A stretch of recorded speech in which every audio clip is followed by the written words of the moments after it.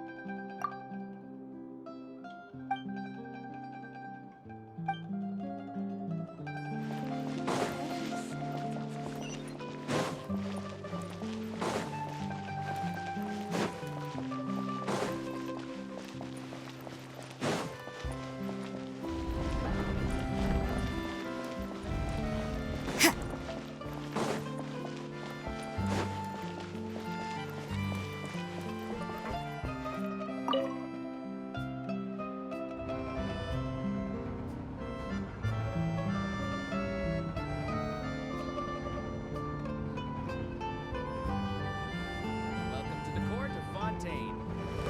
Watch your step.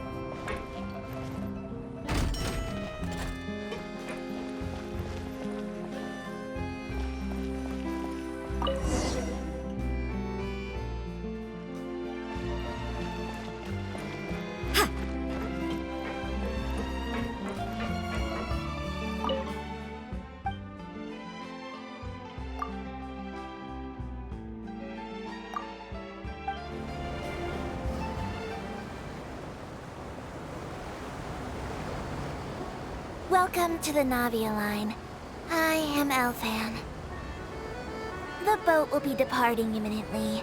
Please do not stick your head, hands, or other body parts outside the boat. The Aquabus operator is not responsible for any accidents or injuries resulting from doing so. Also, please remember to buy the Steambird, though I don't read it myself. The destination of the current tour is Erinnyes. Points of interest were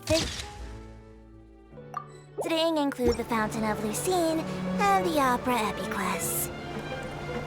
If you look to the left in the direction we are currently traveling, you will see the famous Fontaine Research Institute up in the sky. An experiment gone wrong turned new sightseeing opportunity.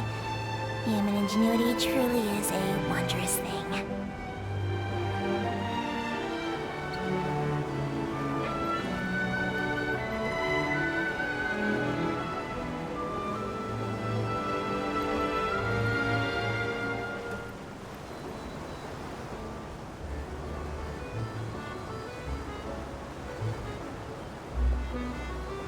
Approaching our final destination.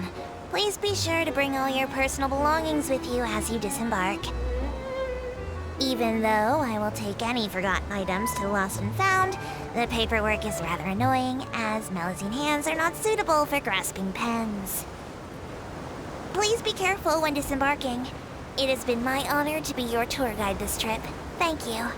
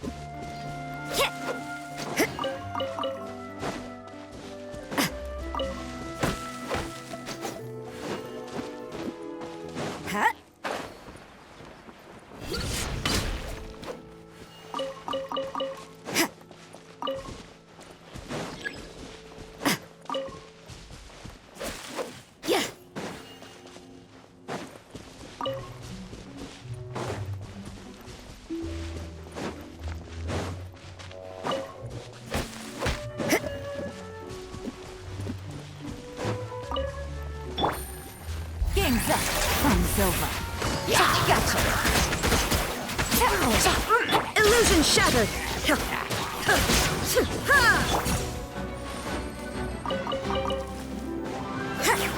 Motion to compel. Judgment.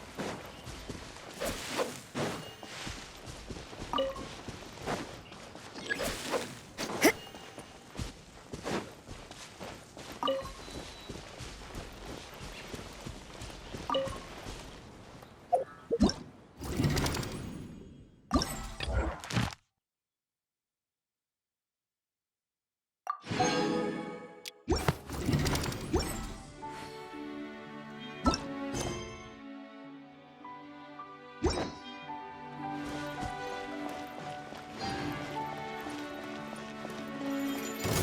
can't run!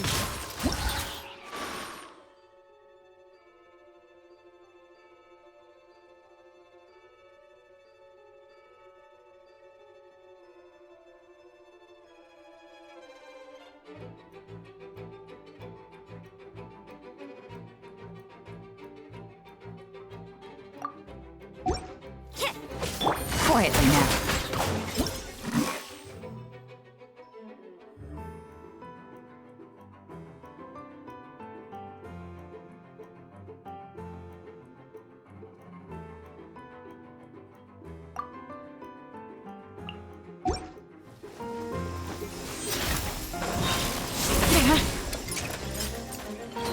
Busted.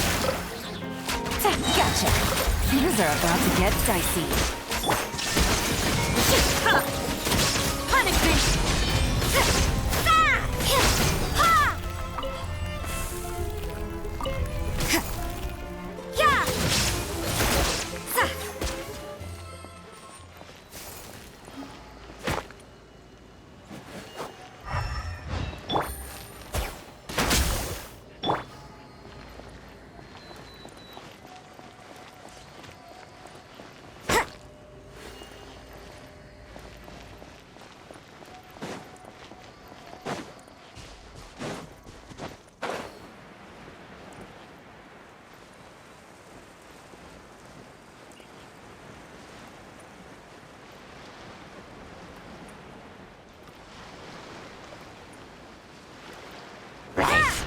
You can't run!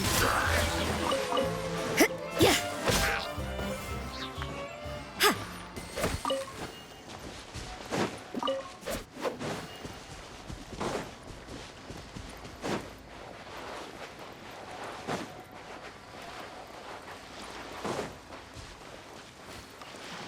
Life can be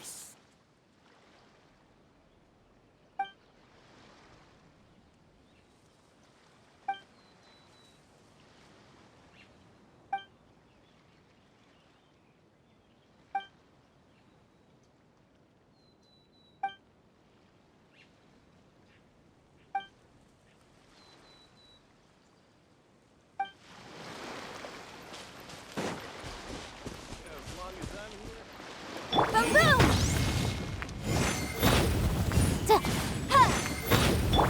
Judgment!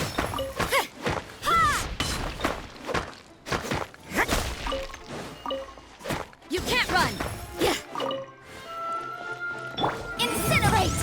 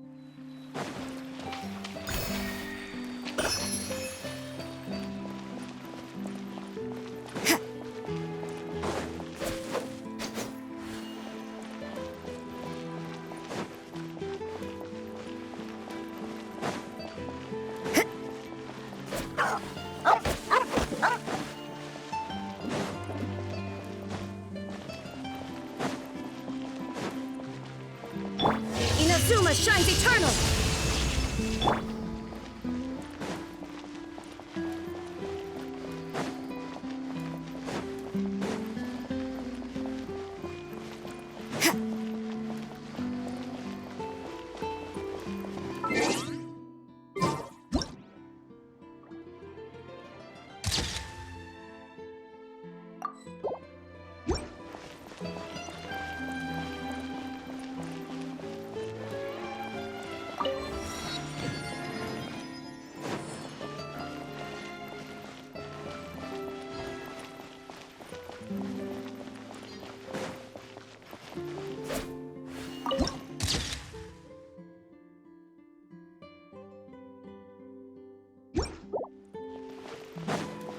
I can't wait to see how this turns out.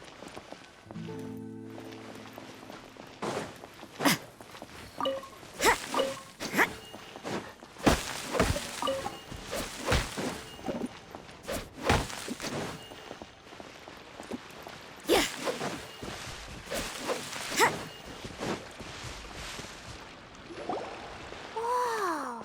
Now this is fancy! The Opera Epiclese. What a place to hold a performance! No wonder Lyney and Lynette were looking forward to it. Huh. Looks like there's a lot of people standing around the fountain up ahead. O Archon, please bless us with a bright and healthy child. We pray. I don't know why you always feel the need to ask so much. I'll be happy as long as our child is healthy and lives a peaceful life. I guess if they're our kid, then there's no doubt they'll turn out smart. Maybe this is one of the customs in Fontaine. There sure are a lot of couples here. Vache. What's wrong? Vache. Vache.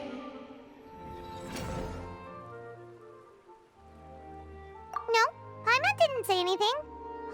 Are you hearing things? Welcome to the Fountain of Lucine. All the water flowing through Fontaine converges here. It's customary for newlyweds to come here and wish for children. Ah! Lynette! You scared Paimon! When did you get here? Lyney asked me to wait here for you, remember? Right.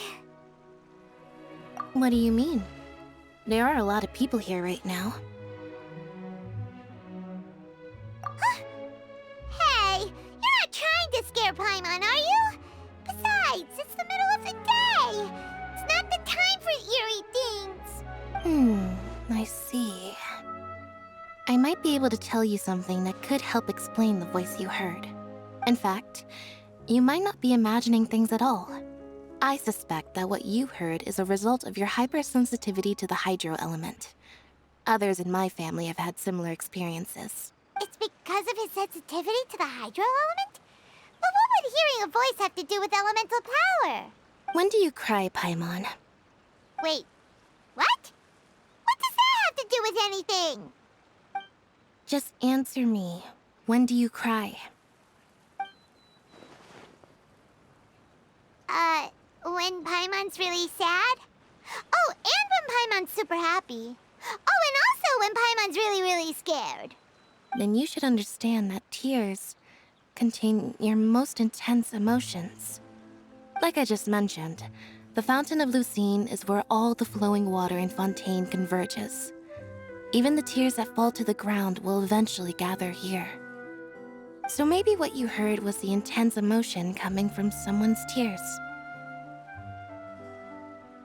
So, what did the voice say? If you were hearing their emotions, then Paimon wonders what happened to them.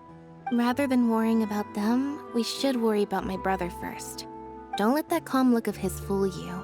He tends to get pretty nervous just before a performance. So chatting with Lyney might help him relax a little before he goes on stage. Oh, right. That makes sense. Let's go in and see Lyney.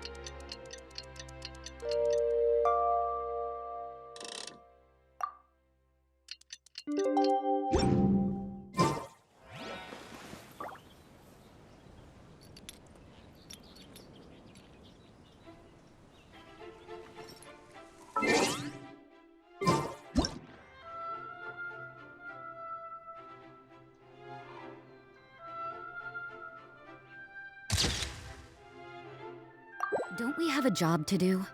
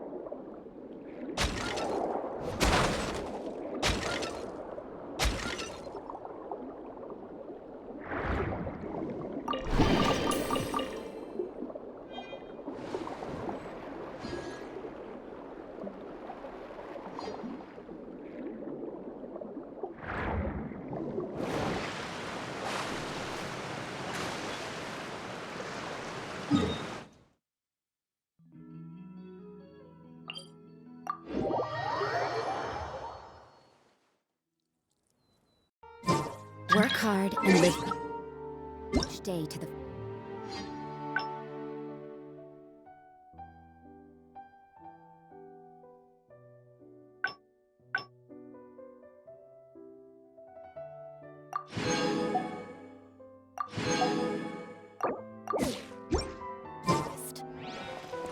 That is what life in Mondstadt is all about, isn't it?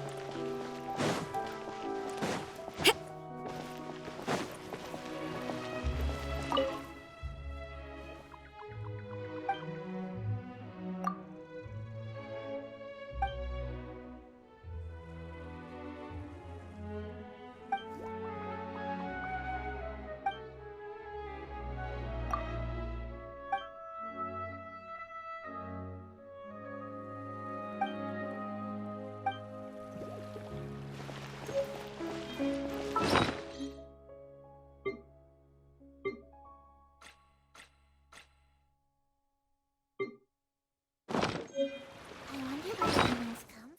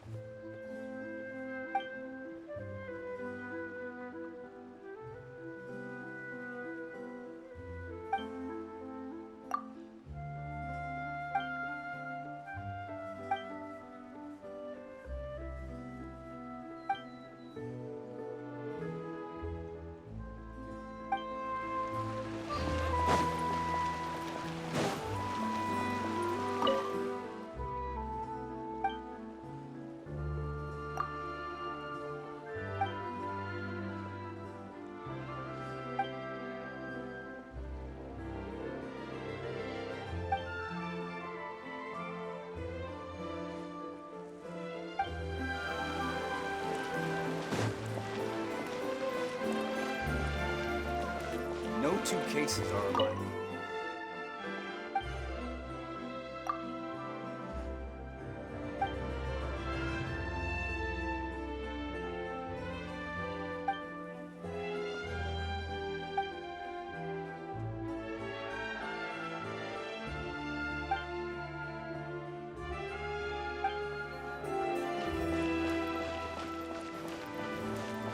Welcome to the Opera Epiclese.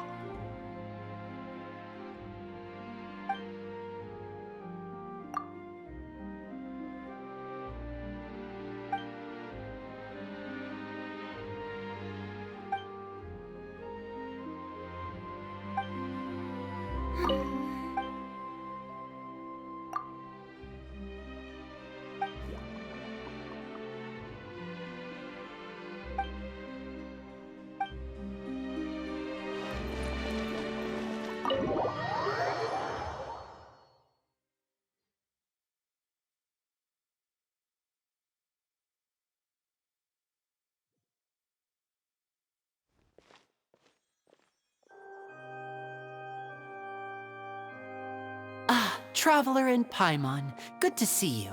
I knew you two would come. Are you kidding? We wouldn't miss it for the world. We've been looking forward to it. I can tell, judging by how early you've arrived. But you're actually right on time. The audience still hasn't started entering the venue yet, which means now is the perfect chance for us to take you to the best seats in the house. Wait just a moment. I'll fetch the tickets.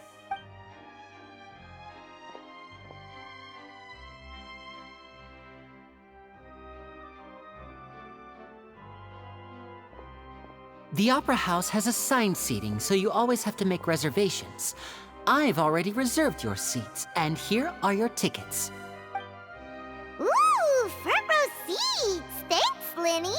Don't mention it. There's no need to keep thanking me. Hey, Lyney! Could you come over here and take a look at this? Oh, I'll be right there. Seems there's an issue with the stage props over there. That's Cal, my assistant, calling me. I'll go lend him a hand. Yeah, we'll just go to our seats. You go ahead, Lyney.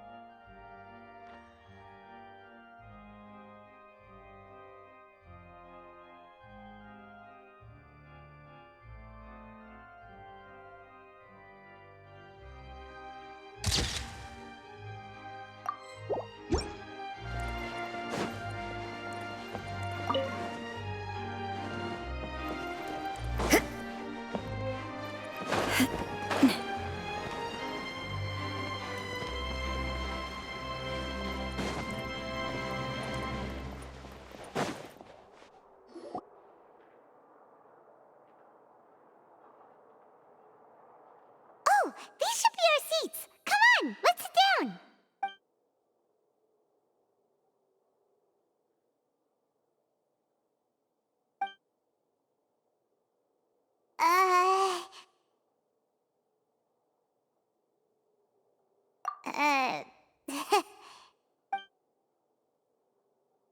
Hey, Traveler.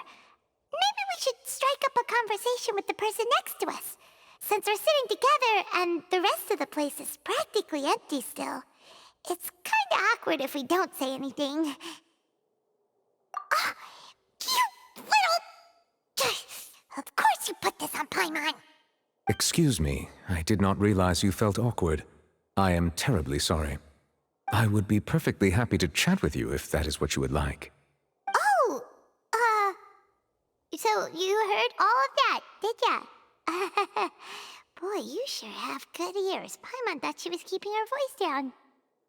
Wait, that's not it. Paimon's... Sorry. Paimon's the one who was being rude, talking under her breath like that. So, let's talk, but, what should we talk about? Oh, Paimon's got it. You're also here early and sitting in the front. Are you a friend of Lyney's too? A friend, you say? Well, if Mr. Lyney would like to be my friend, I would be more than happy to reciprocate. Oh, so you're not friends with Lyney, then? Oh, this is getting more awkward by the second. Paimon nearly forgot to make her introduction. Nice to meet you. Paimon is Paimon, and this is the Traveler. We just arrived in Fontaine. It is an honor to meet you two. I have heard of your deeds across Tevat. And as required by proper etiquette, I will also introduce myself. I am... Oh, Monsieur Nervillet. What an honor it is to have you here to see my show. Ah, Mr. Lyney. I should say it is in fact an honor for me to see your performance in person.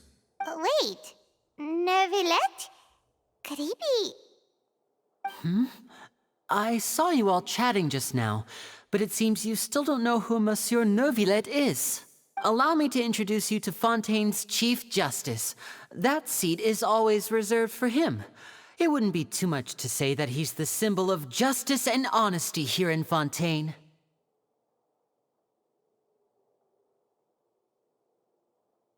Ooh, sorry for being so rude just now. Paimon had no idea you were such an important person. No offense taken.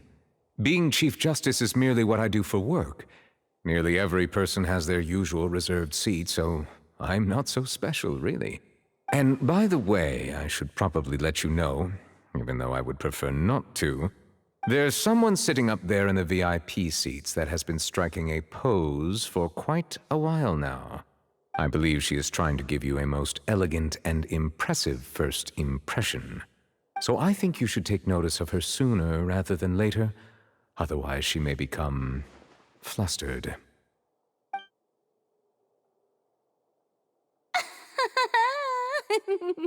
Huh? Oh, it's Farina, the Hydro Archon. Huh. She sure has a smug and satisfied look on her face. Guess she has no idea that you saw right through her act. Very good. That is for the best. No need to pay her any more attention. We may now enjoy the show. Huh? So is this what things are like between the Chief Justice and the Hydro Archon? All right, please wait just a moment longer. I've pretty much finished my preparations, and the performance will start as soon as the audience has made their way to their seats. Yay! The show's finally about to start! Paimon can hardly wait! Paimon's never seen a real live magic show before!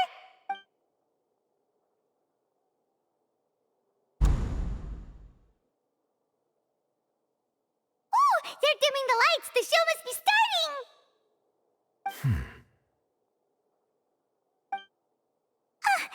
Sorry. Paimon will try to stay quiet. Welcome, one and all, to the Opera Epiclese. I am the star of today's show, Lyney. And over here is my sister, Lynette, who will be working as my wonderful assistant. Please, let's give her a warm welcome. Hello, everyone. I know she may seem to be a little sleepy right now, but that's just a sign that she's nervous. Whatever.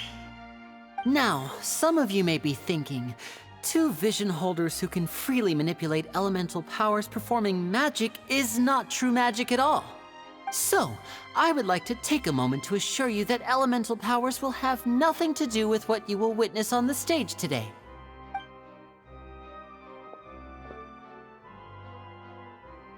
Both Lynette and myself have removed our visions for the show. That way, even the gods won't be able to help us. Oh, good point. That's what makes the show real magic. Now, without further ado, let the show begin. Lynette will now exit the stage to make some preparations. I know you might miss her, but don't worry. She'll be coming right back on stage momentarily. Perhaps in an unexpected way. I'm sure she'll be stealing the spotlight soon enough. Oh, and before I forget, there's one more thing I should say. You never know what can happen in the blink of an eye. A magician's greatest skill is making things disappear or appear. The possibilities are endless.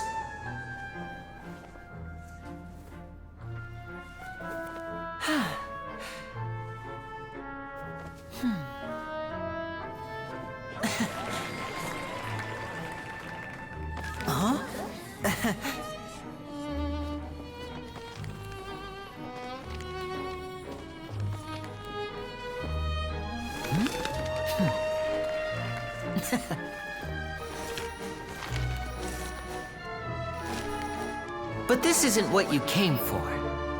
These little tricks, you've seen them all before. So it's time for something truly extraordinary, don't you think? This one's a little tricky.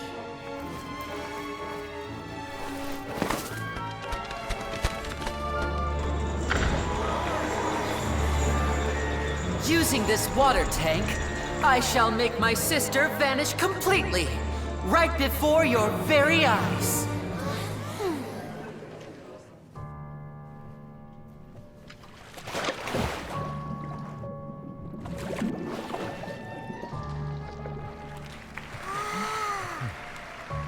It's actually quite simple.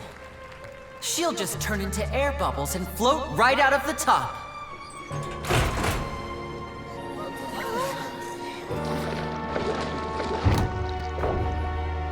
Oh no! I told them to check all the props carefully.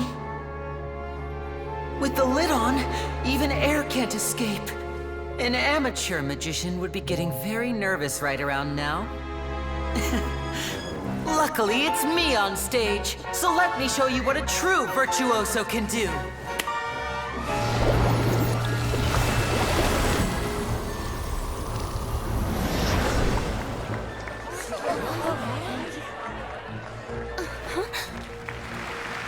Lynette, are you still there? Don't go too far. We don't want to use up all our magic. Hi, I'm back. Uh-huh.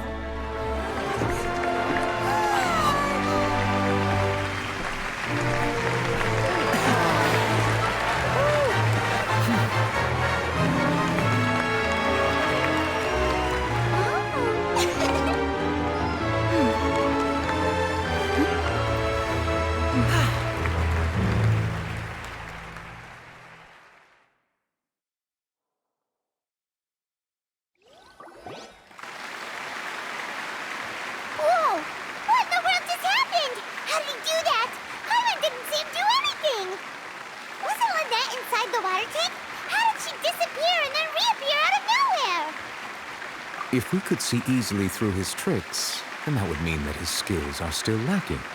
To appreciate magic, you should focus on the show happening on stage, rather than getting caught up in trying to see that which has been intentionally hidden. Guess you're right. Paimon couldn't believe her eyes when Lynette reappeared. Amazing! Thank you everyone. I'm glad you enjoyed that performance. But our magical journey has only just begun.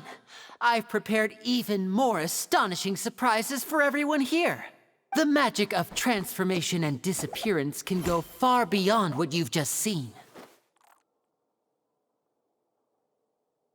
I'm sure many of you are thinking that escaping the water tank was impressive enough. But Lynette is still my assistant after all. In which case, I have ample time to make all necessary preparations. So, for my next trick, I will require the participation of one lucky audience member. Please, if my assistants could bring out the magical boxes now. There are 2 boxes, and only 2 boxes. One is here, and one is there in the aisle among the audience. I'm sure many of our clever audience members have already guessed our next magic trick. A swap! Our lucky audience member and I will each enter a magic box. After 1 minute, we will each emerge from the opposite box. Now please, everyone pay very close attention to the box you see here. Don't give me any chance to make a move. Wow! How's he gonna do this? Hey, do you think this is all magic tricks, or does Lyney have actual superpowers? The lucky audience member will be generated by this random number selector. It selects numbers entirely at random.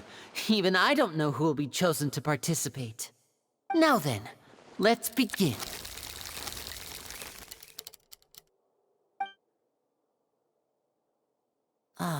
Let me see. Oh, row 7, seat 3. Congratulations! You now have the chance to experience magic firsthand for an entire minute. Please, come forward. My assistant will take you beside the magic box. I'm sorry, it might be a little cramped inside, but no need to feel nervous. We've carefully arranged everything for you to be as comfortable as possible. You don't need to do anything, but no matter what strange things may happen, don't come out of the box. If the magic is interrupted, who knows where you might end up? You might even find yourself in the Fortress of Meropide. Oh, okay. All right. Before I enter the magic box, there is one more thing I need to ask the audience to do. Could you all give me a countdown? Like this. 60, 59, 58. Just keep counting down. You can go a little faster or slower if you like. I won't be able to see anything in the pitch black box, so I'll be relying on your voices to know when time is up. Oh, and no tricks now. If you quickly count from 60 in just 30 seconds, then I'll be in a tough spot. Ooh! Paimon kinda wants to count faster after hearing him say that! No, that won't do. I can see it in your eyes. You still can't be trusted. Let's practice together. Come on, repeat after me. 60, 59, 58. 60, 59, 58! That's right, perfect. Keep it going. All right, I'll see you all on the other side once you've finished counting. 54, 53, 52? Huh? Why aren't you counting, Nervalette? I am counting in my head. I think things are exciting enough in here as it is. Merely a consequence of my identity and personality. Do not worry about me. Just enjoy the show. Oh, all right. You looked so serious that Paimon thought you might be feeling uncomfortable or something. 40, 39, 38! Mr. Lyney, are you all right in there? Is everything ready? Yes, I'm fine. I'm just double-checking the direction of the magic. It would be a disaster if we get sent to the wrong places. For example, mid-air right above the audience. Even though he's saying that, Lyney doesn't seem nervous at all.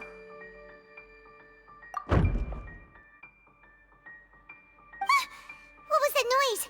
Did you hear it too?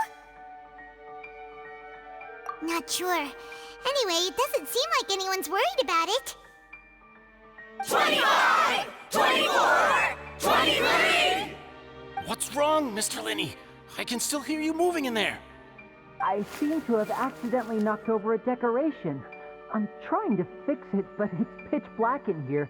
I can't tell left from right. Never mind the decorations. There's no time for that. The show is what's important.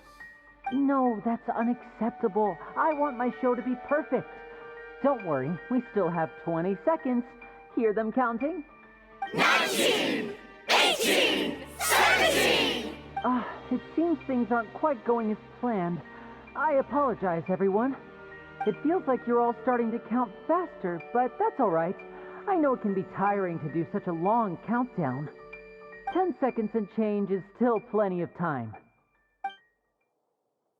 10! Almost there now. 8! Swapping two people is harder work than you might think. Even a master magician like me can't guarantee I'll get it right the first time. Hey, wait! Is this the back one? I can't tell. They both look the same inside. Huh? No, that's not it. I'll try again. 7! Hey, slow down! Honestly! 5! 4! 3! Whoops! That doesn't count! 0!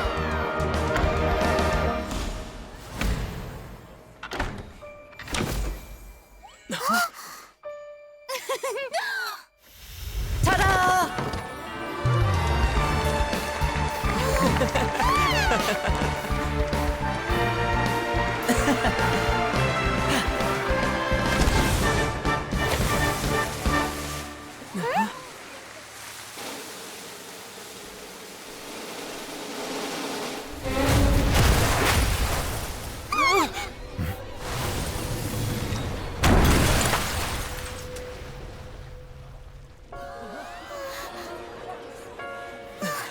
What happened?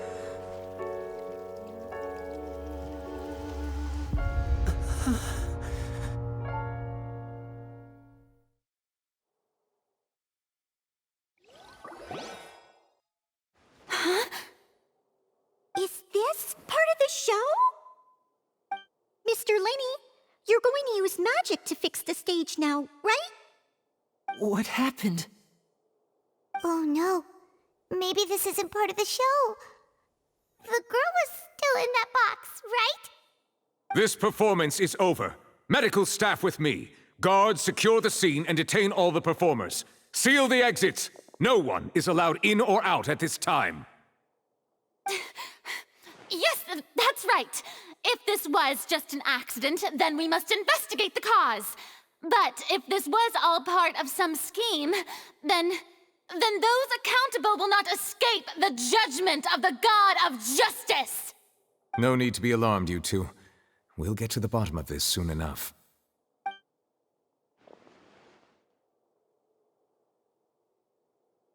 Unfortunately, the person who is in the magic box has been pronounced dead.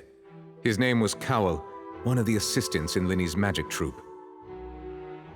Apparently, the fireworks on stage ignited the ropes that were suspending the water tank, which then caused the tank to fall onto the stage. As of now, we are still not sure why we found Cowell in the box, rather than the guest from the audience. And after an initial search of the area, the guards have confirmed that the girl is nowhere to be found. It appears that this incident was not merely some mishap with the performance, and there are many indications that it is connected with the case of the serial disappearances of young women. The serial disappearances case? That's the case that Charlotte mentioned before! I know the truth. I can see through the whole thing. Really, using such a shallow and obvious mystery as his finale, did he really underestimate us that badly? I say that our powerful magician, Mr. Lyney, is now the prime suspect for the serial disappearances case. Huh? Why me? This whole thing was an accident. No, this all occurred during your magic show, did it not? The missing girl disappeared after being chosen, did she not? The deceased is one of your assistants, is he not? Now that I think about it, that whole speech about magicians making things disappear was nothing more than a provocation, a bald-faced challenge. That can't be right! How can Lyney do this? He was in the box on the stage the entire time! We can even hear his voice!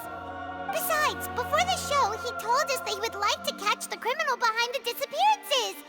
He couldn't possibly mean catching himself! Save discussion for a later time, please. Lady Farina, may I assume that your comments just now constitute an accusation against Mr. Lyney and his associates, and that you are pressing charges? Huh? I just think that he... Well, I think it might be a little early to talk about formally pressing charges. But what Lady Farina said just now makes perfect sense.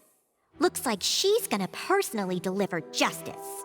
A kidnapping and murder carried out under the cover of a magic show. Lady Farina said it all.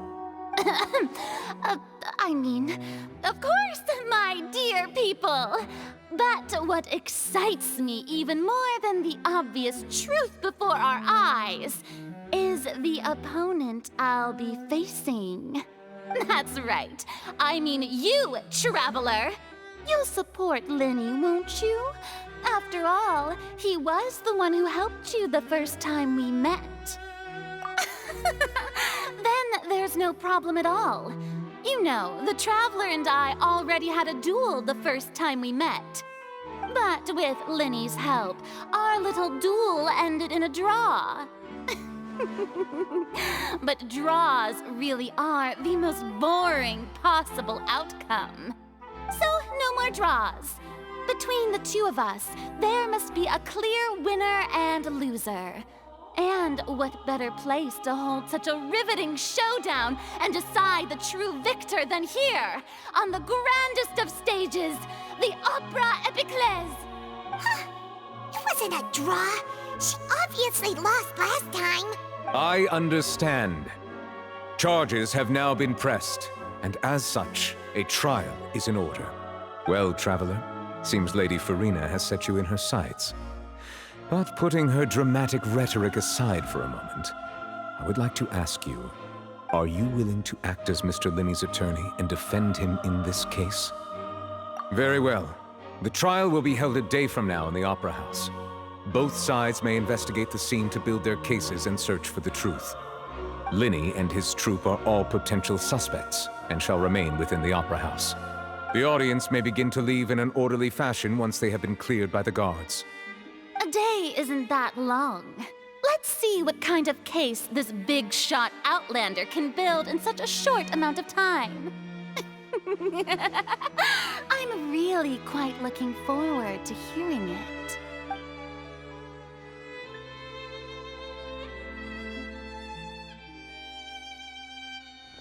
Lyney!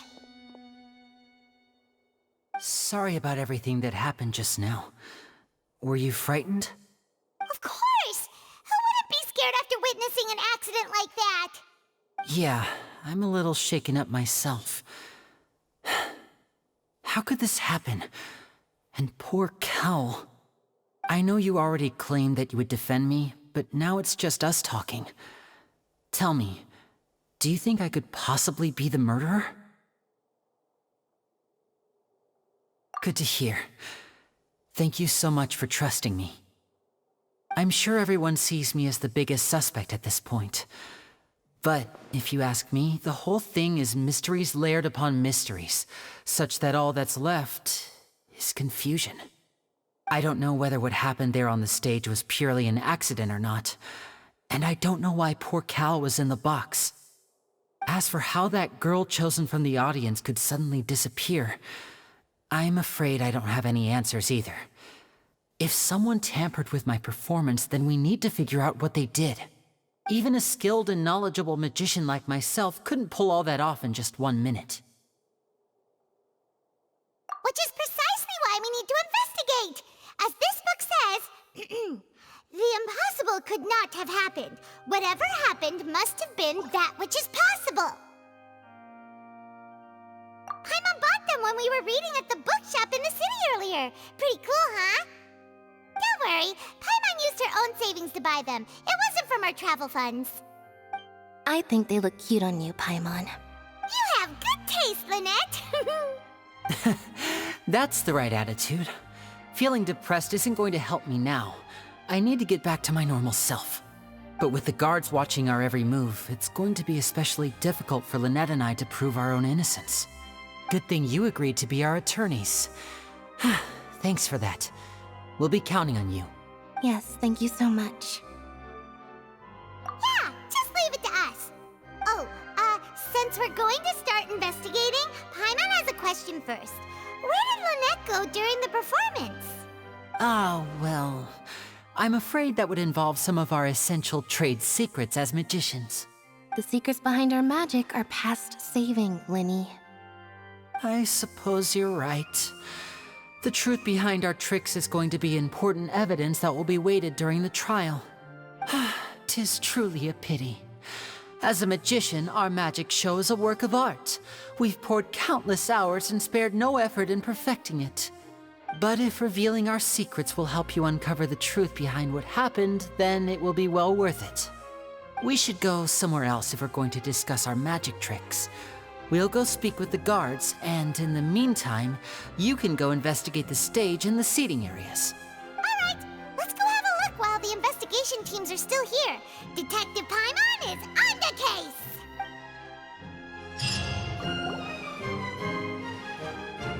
Hello, officer.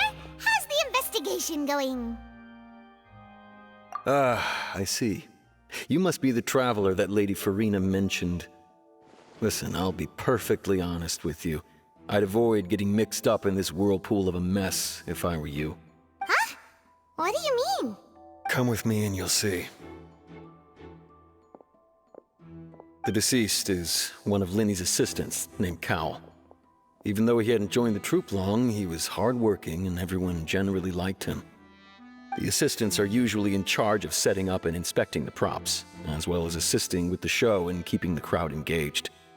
As you probably saw when you were in the audience, the water tank suddenly fell and smashed the box with Cowl inside it. This is the real mystery. we've already searched the scene and were unable to find any traces of the girl. However, if you look carefully, the box was positioned directly under the water tank. The ropes holding the tank were then burned by the pyrotechnics on stage, causing them to snap. All these factors lining up so perfectly makes it hard to see this as a mere accident. If anything, the more logical explanation is that the whole incident was intentionally planned, and Lyney is the most likely person to have access to all these areas. But he doesn't have a motive. Are you both good friends of his? Well, you can't say we're good friends, but we've known each other for a little while. So in just a short time, he was not only able to win your trust, but even convince you to act as his attorneys. I know there's no such thing as magic. The real trick of a magician is holding the audience in the palm of their hand. I've seen a lot of cases, and I can tell you that people are the least reliable kind of evidence. Sorry, I tend to be pretty straightforward. Just know that I'm warning you for your own good. Anyway, you may investigate the scene of the crime yourselves if you're curious. Who knows, maybe you'll be able to come up with some new evidence.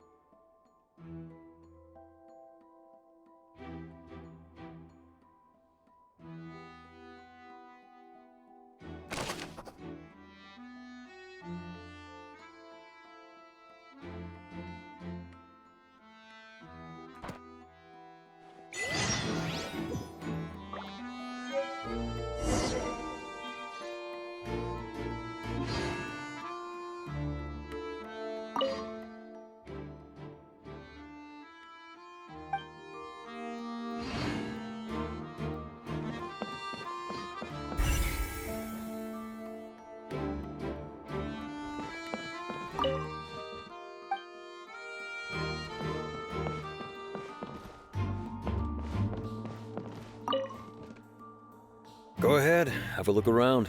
In the end, we're both after the truth.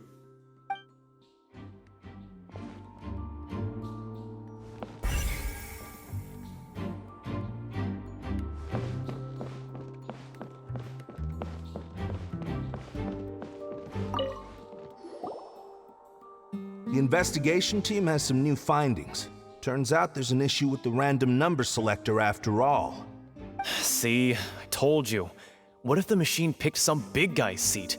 You think the murderer would have still made his move then?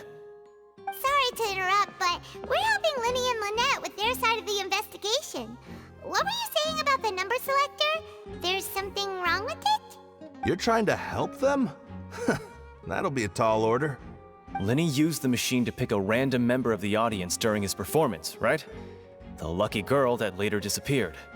Well, we thought there might be a serious problem with the machine, so we had it taken away for further inspection.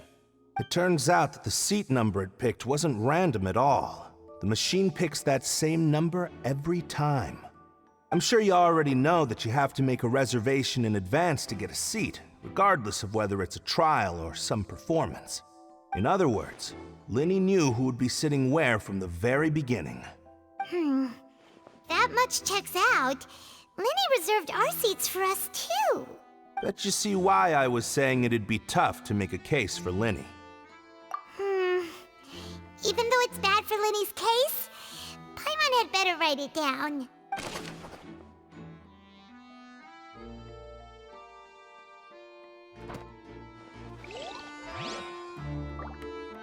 Lyney's magic tricks were the stuff of legends, but the way he did this crime, he should have stuck to doing magic.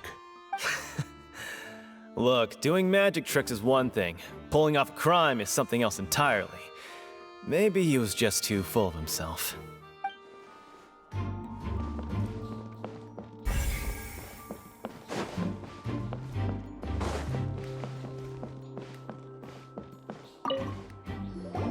Hello there. What are you investigating? Oh, This location has also been cordoned off because the Magic Troop members are currently considered prime suspects. The investigation team is still collecting evidence. The seats were all booked in advance, so we were able to deduce the missing woman's identity by checking the guest list. Sure, it's not like this is confidential information. We will publish it later anyway when we petition the public to help us find the missing person. Her name is Halsey. She's a painter from Fontaine who's made a bit of a name for herself. Apparently, she wasn't a regular at the Opera House, but she'd been feeling some pressure with her work lately, which made her decide to come see the magic show. The Magic Troop members all claim not to know her, and we have looked into her social connections. It seems that she has no personal grievances or conflicts of interest with the suspects. Simply put, she wasn't related to the Magic Troop at all, which matches the features of the previous serial disappearances. Were the victims of previous cases also chosen at random? That's how it seems to us, in any case. Apart from the fact that they were all young women of around the same age range, there really weren't any other connections between them. Okay then. No need to be so formal. If you do happen to see the missing girl, please be sure to contact us. It is of utmost importance that we get to the bottom of these disappearances.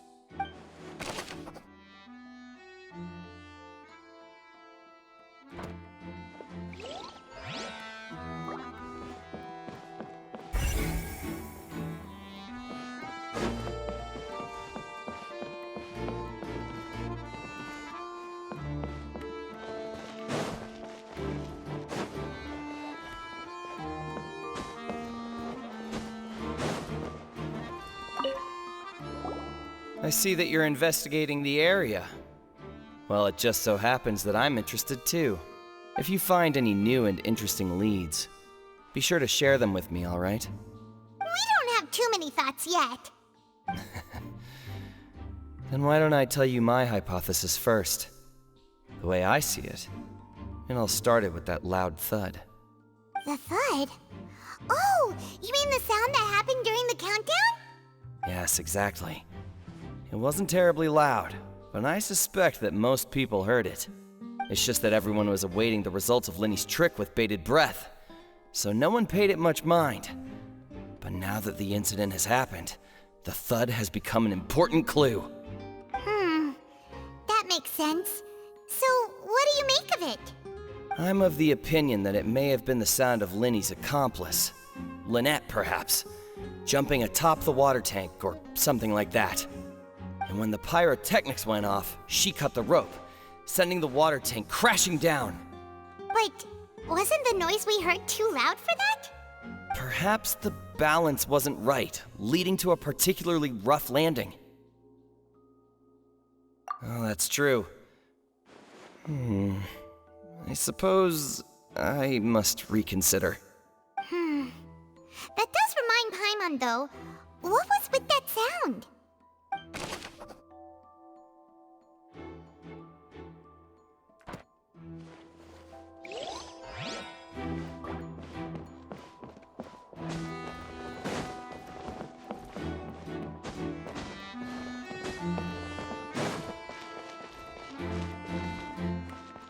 Lyney's still talking to the guards. It seems he'll have a lot of explaining to do. I think someone will be assigned to monitor us later, but that's alright.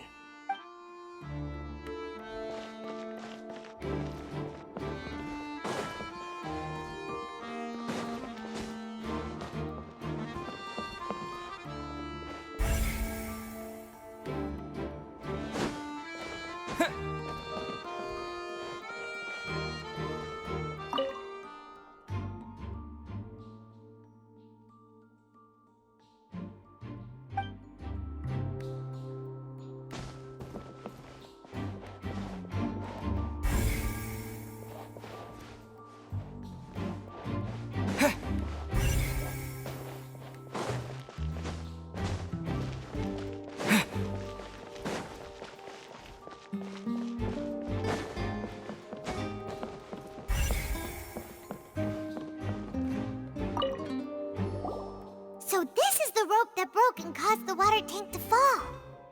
The rope looks pretty durable. How can it be burned through so quickly by fireworks? Why are you suddenly so serious, Traveler?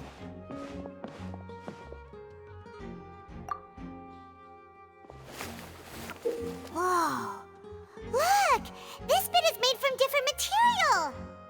Most of it was burned away, but there's still a little bit of it left. Huh. So if a rope meant to hold something was made with that kind of material in it, then that means... Wait, why don't you write all this down? Let's take notes.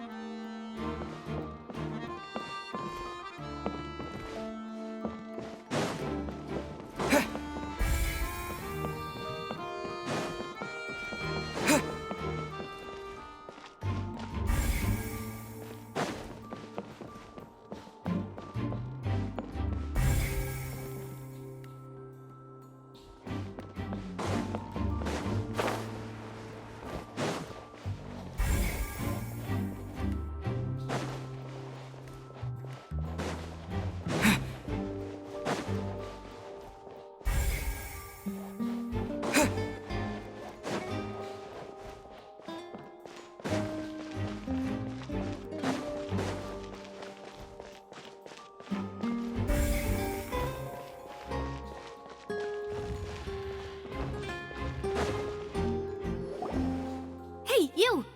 Yes, both of you! Over here! I've been keeping an eye on you for a while now. Huh? You mean us? That's right. If I'm not mistaken, you're also among those who wish to cut down the thorns and pursue the truth. No? And by the looks of it, you're not from Fontaine. Well, you're right on the more about that one, but who are you?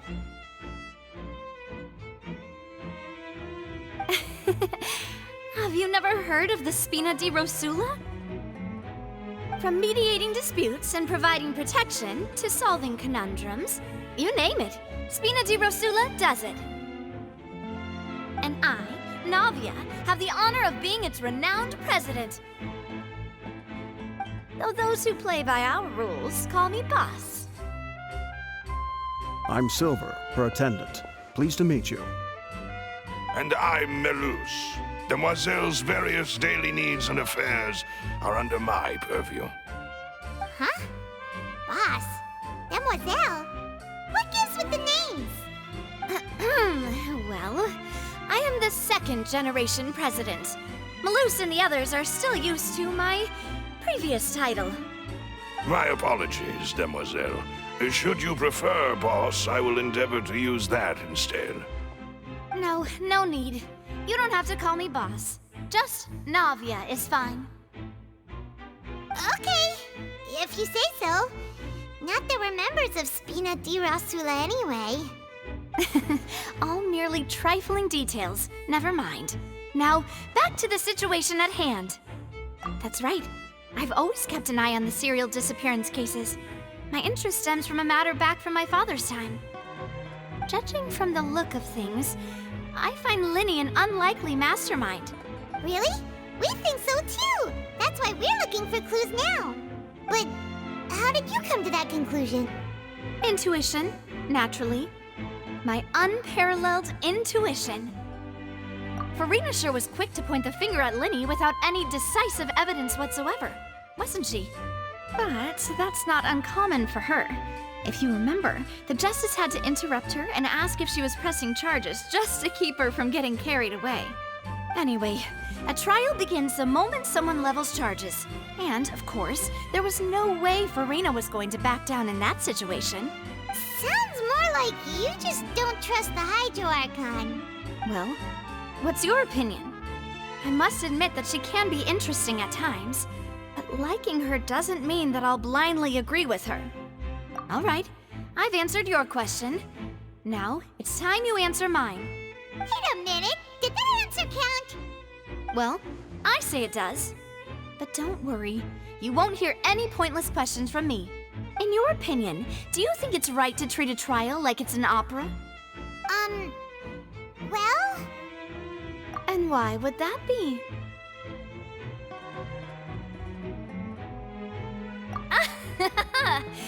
See, Silver and Maloose?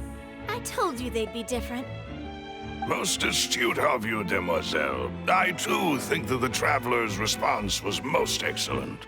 No matter how wonderful the script or how fervent the audience's expectations may be, the trials that go on stage here must be based in fact.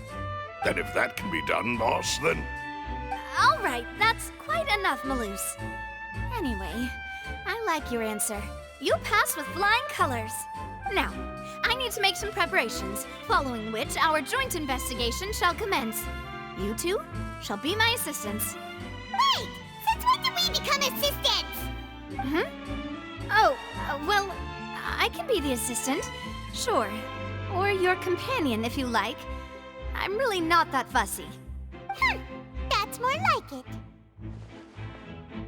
Far be it from me to brag, but I believe that Demoiselle's intuition will be instrumental in uncovering the truth. You wish to save a friend from false accusations, and we wish to unravel the disappearances. In this sense, our goals are aligned. You have a point. You're quite the talker, aren't you, mister? And what about you over there? What do you think? You seem like you've got something on your mind. I have nothing to add. Oh, alrighty then. We'll be making some preparations first. Just be sure to let us know if they start revealing Lyney's tricks. Thanks!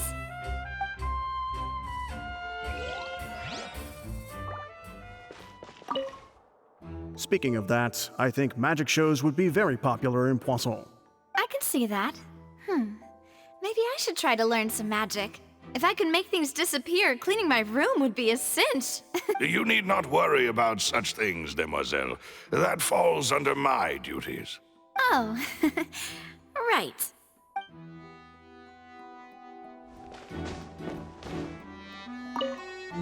Speaking of that, I can see that.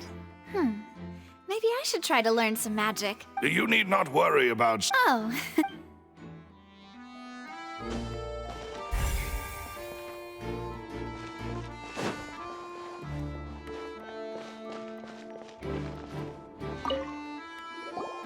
Sorry, but no one can freely enter or exit the Opera House at the moment. If you wish to leave, you must register your identity with us first. No, we're not leaving. We're representing Lyney and Lynette as attorneys, so we're investigating the case. Were you always guarding this entrance? Yes. After the Chief Justice gave the order, everyone coming in or out must undergo a strict inspection. So, the missing girl couldn't have left from here. At least, not from that point on.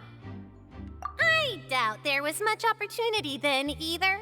How can you be so sure, Well, because I was in charge of security near the entrance at that time. I couldn't see Lyney's performance from here, which was quite a shame. Just my luck. But still, I did not abandon my post, and I stayed put no matter how loud the applause was. If someone had so much as even approached the door, I would have noticed it, let alone if they had tried to leave. We Melusines are good at that sort of thing, you know. So, it's safe to say the girl couldn't have left through here. All right, thank you for your help. This will be useful info.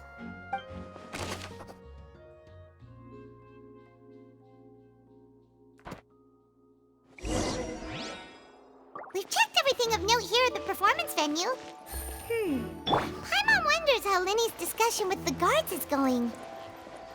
Let's go see, shall we? Ooh, things are getting interesting, huh? We're about to see how magic is made. Understood. Then I will be going with you. Just so you're aware, I will be monitoring your actions and making notes as necessary. Very good. Thanks for being so agreeable. I'd pull a rose out of my hat as a gift for you if I could. You may spare the pleasantries. I'm just doing my job. You've arrived.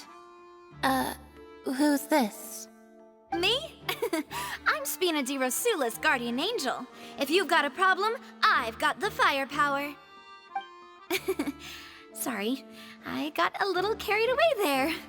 Call me Navia. I'm a partner of theirs, and will be helping investigate this whole situation. And these are my companions. Would you mind if they join as well? Fine by me. Oh, new helpers?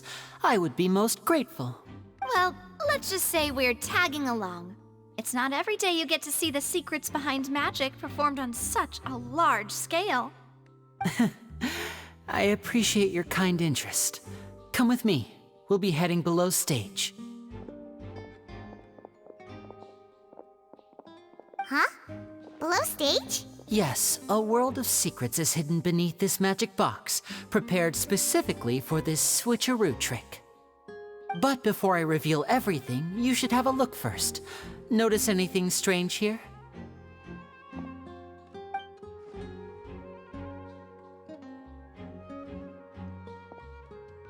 I'm not trying to be dramatic. Remembering the details of a trick will help you understand the methods used to perform it more easily. Huh. Weren't there balloons and other decorations here? Where did all that go? Ah, good eye. That said, you're still far from discovering the answer. The back? You mean the inside of the door? What's different about it? Paimon didn't notice anything. Very good indeed. I thought you might not be able to catch that, given that you were sitting in the first row. The back of this door was patterned. Those patterns are now gone, replaced by a smooth wooden board. So, if you put 2 and 2 together, what do you get?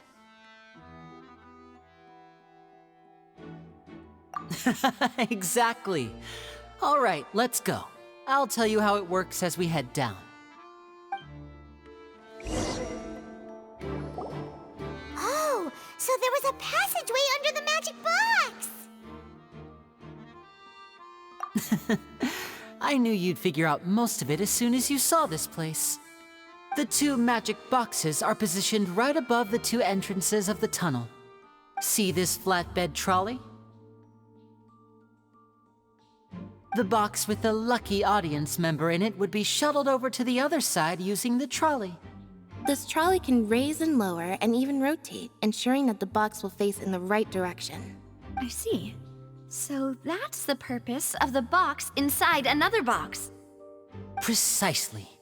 The inner box would descend after the audience member was put inside and be moved along the trolley, all while the outer box would remain on stage as if nothing had ever changed. So that's how you did it! Once the box was lowered, the trolley would store some energy through this device here, with which it would complete the rest of the steps. The audience member would only be able to feel some slight movements in the dark, and by the time she walked out, she would already be back on stage. Right! You were talking that whole time, and you even came out for a moment near the end! Ah, yes. A phonograph operated by Lynette was used to achieve that effect. My assistant and I had already scripted our conversation beforehand. When the countdown began, I had already gone to the opposite box via a tunnel using that ladder. And what about Lynette? Where was she? I was in the mezzanine space in the back of the box. Oh, interesting! That's how we were able to coordinate Lyney's lines with the assistant. And, by the way, I was the one who walked out of the box at the end. I mean, we are twins. All it takes is a change of clothes and no one can tell who's who. And that's my favorite part of this trick. Only Lynette and I can perform it. So that's how it all worked! Wow, every detail you revealed was more amazing than the last! Lynette would briefly walk out of the box and then go back in, jumping into the tunnel and escaping before the box on the trolley could finish ascending. And then I walk out of the other box in the audience area, and the trick would be complete. The operative word here being would. But as you saw, Cal was in the box, not our audience member. She, on the other hand, mysteriously vanished. We really don't know how that happened. If not for that interlude, this would have been an astonishing trick. I probably never would have figured out how you pulled it off. And yet, to think that someone was able to use this magic trick to commit a crime. Could we have a look around? I think we can come up with some more leads. This is the scene of the crime, so Lyney and Lynette are not permitted to stay here. I'll escort them back up. Yes, of course. No need to be so strict now. I won't disappear into thin air, you know. Thanks, everyone. We're counting on you.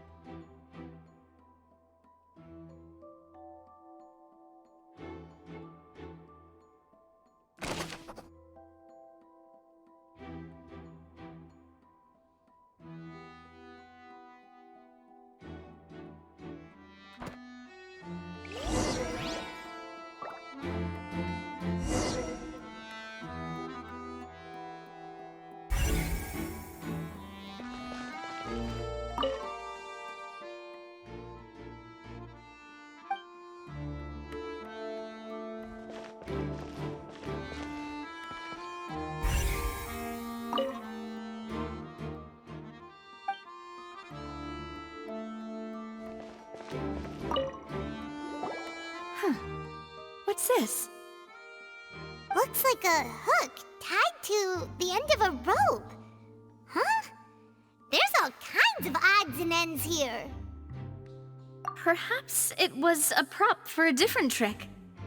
But why would it have been left here? Whatever it is, let's make a note of it first.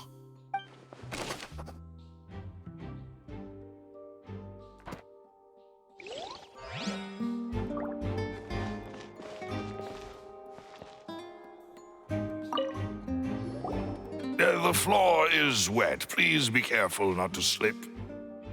Speaking of which, why would there be water here? Oh, Paimon knows! It's one of those tricks where you pour water into a jug and then flip the jug over only for the water to disappear. And here's a broken vase. Huh. Did the trolley knock it down while moving? That can't be. The trolley moves along tracks from start to finish. It couldn't have hit the vase at this distance. Let's note this down too and think about it later.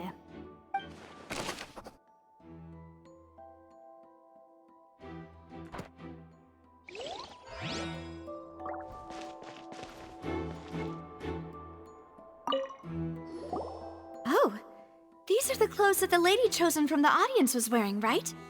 Her clothes are here, but she's nowhere to be found. Right.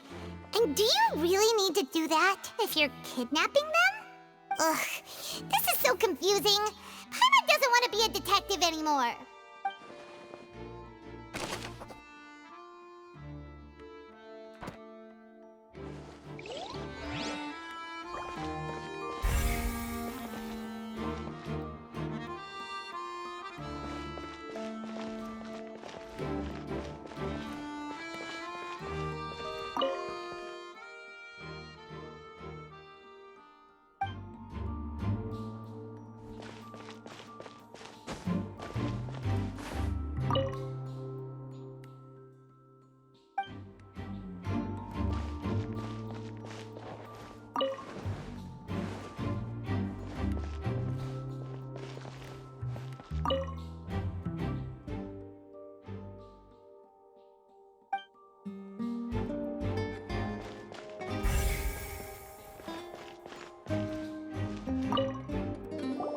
What is this place? It seems someone could fit through here. Huh. Could this have been the suspect's escape route? Alone, perhaps. But if they had to pull another person with them, the space would be too narrow. But there are no other ways in or out of here.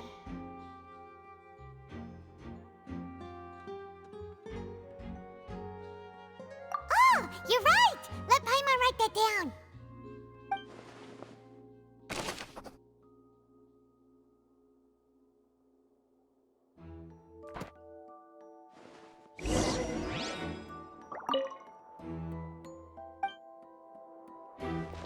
Seems we're just about done investigating down here. Yes, let's head back up.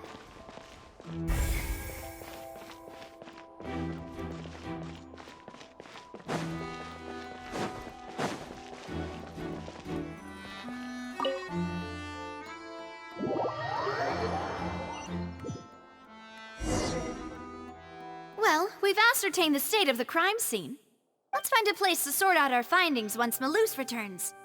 It seems to me that there are several things that don't add up here. Apologies for the wait, demoiselle. So, what did the guards say? Did the criminal escape through the vent?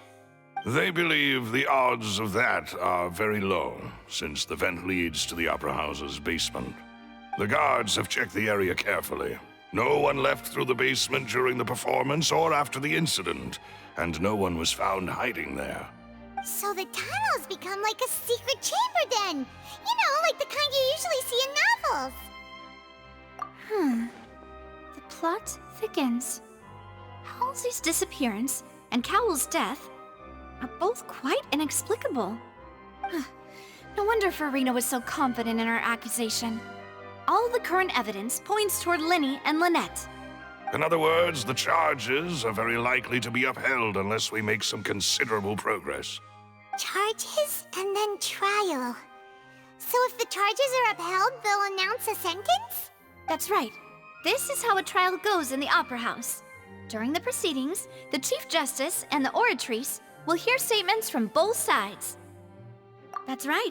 This is how indemnitium is produced.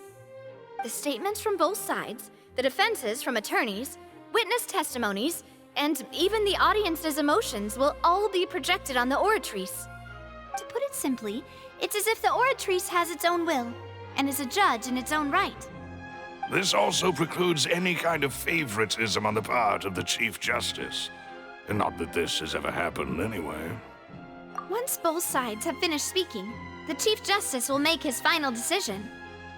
This, too, will be used by the Oratrice as a reference. Then, finally, the Oratrice will be consulted by officials. The result it returns is the will of justice itself. Huh? So that machine is the one that actually decides? Paimon thought Neverlet called the shots. In practice, there is very little difference. Both have always come to the same judgment. Which is why people have great faith in the Chief Justice. Yes, the guards also asked me to convey that none of us will be allowed to leave this place before the trial. Huh? Why? Because we've chosen to act as the twins' proxies. That makes us persons related to the case. They're concerned that we might be colluding with outside parties, or that we might find outside help to disrupt the case. And even if that were not so, it could prove problematic if we happen to spread key information about the case ahead of time. I'm ready to break out at any time. Whoa! There's no need for that! Paimon thinks they have a point. That said, are they providing food? Of course. I just hope you don't mind the lack of options. I'm afraid that catering to all tastes is not in the cards, nor is any guarantee of balanced nutrition. In that case, let's just sort out our findings together here. Pity.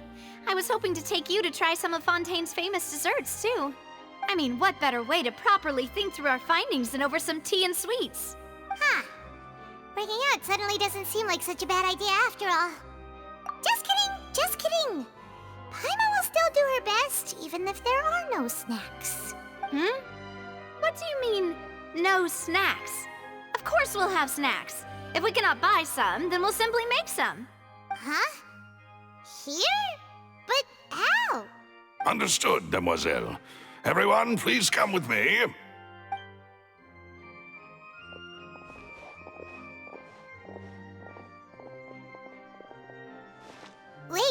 you're carrying a portable stove with you? Yes, I must be prepared to meet the demoiselle's baking needs whenever the fancy strikes her. I have eggs, sugar, and almonds at the ready. Good work, you two. Then I'll get to it. Please sit tight for a moment. You'll get to taste my awesome snacks soon enough. These three are quite the interesting group.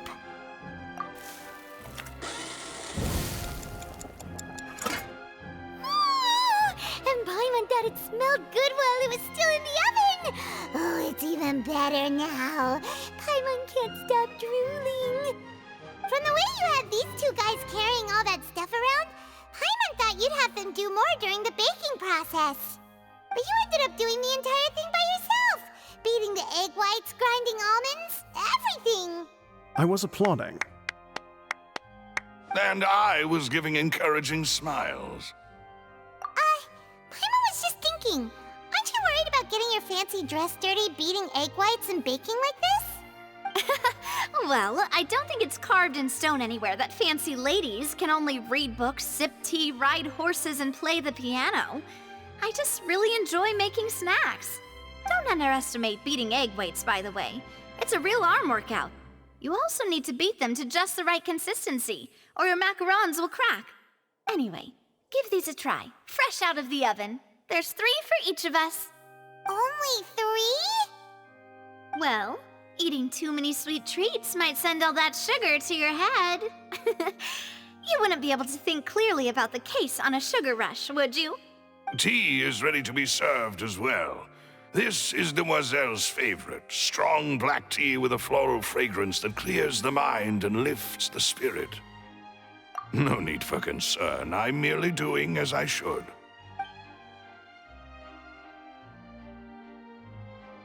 All right then, down to business. As Paimon mentioned previously, the tunnel seems to be something of a secret chamber. However, we can assume that Lyney and Lynette were not alone within it. Some criminal also occupied its sealed confines. The magician twins could have committed the crimes, of course, but they lack any logical motive. Exactly! Why would they do such a thing right when everyone was watching? The flower vase and the thud we heard during the performance could indicate some altercation between Halsey and the criminal in the tunnel, resulting in the shattering of the vase, the discarding of her clothes, and her abduction. Perhaps the criminal thought that since she was chosen from the crowd, she would be too easy to identify if she was still wearing the same clothes. Paimon thinks that makes sense, but the real trouble is... True. None of the clues we found thus far support the existence of this third person. But the only people left to consider are both technically victims, whether it's the missing girl, Halsey, or poor Cowl. Huh. Could Halsey have secretly made modifications to the magic props in order to murder Cowl before making her escape? That's right. And even if she had tampered with the setup, she would need to understand the entire trick to pull it off. Nor does she have any motive. The guards said that she has never had any dealings with the Magic Troop's members. Were we not thorough enough in our search? From the sound of things, this is turning into an impossible case. Your macarons are amazing though, Navia. They smell great! They're nice and crisp and super sweet! They are my specialty after all. And I see you've already had 5 of them. What? 5? Oh, that can't be right. Paimon only counted 3, honest! Please don't worry about it. At my age, a few less sweets might actually be a good thing. No. Being greedy is one thing, but Paimon knows how to count. Besides, Paimon knows that if she ate too many, then others wouldn't have enough. Wait, even you don't believe Paimon? How could you? If Paimon ate those 2 extra macarons, then may they turn into stone in her stomach! All right, we get it. Well, I suppose one of us might have gotten too engrossed in our chat and eaten them by mistake. No big deal. Malus, set up the stove again if you would. Huh? What are you doing? Making sure everyone gets 3 macarons, of course. Exactly. We don't want to trouble you. As you wish, demoiselle. And I have the egg, sugar, and almonds. Well, this really is your hobby, huh?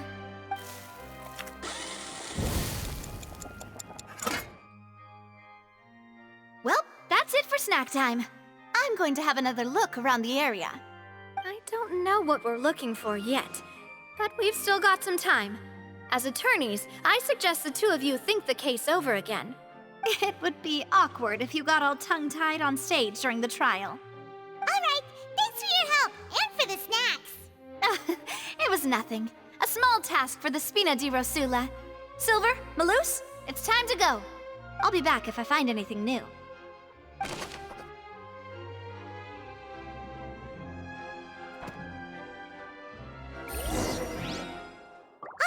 It's time to put our heads together. We've got to get our defense ready for the trial. Oh, it's probably gonna be a long and difficult case. There's no point in worrying about that now. We just need to prepare. Here, take Paimon's notes. They should help you review the situation.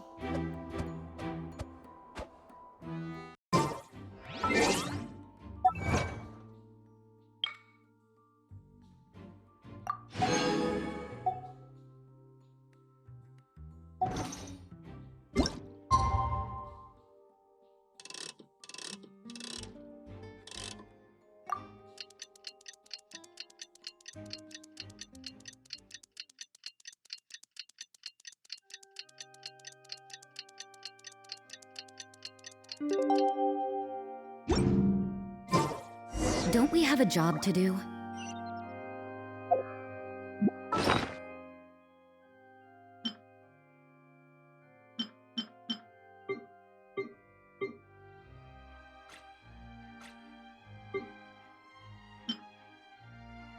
Whoever the murderer was, they must have made preparations well beforehand.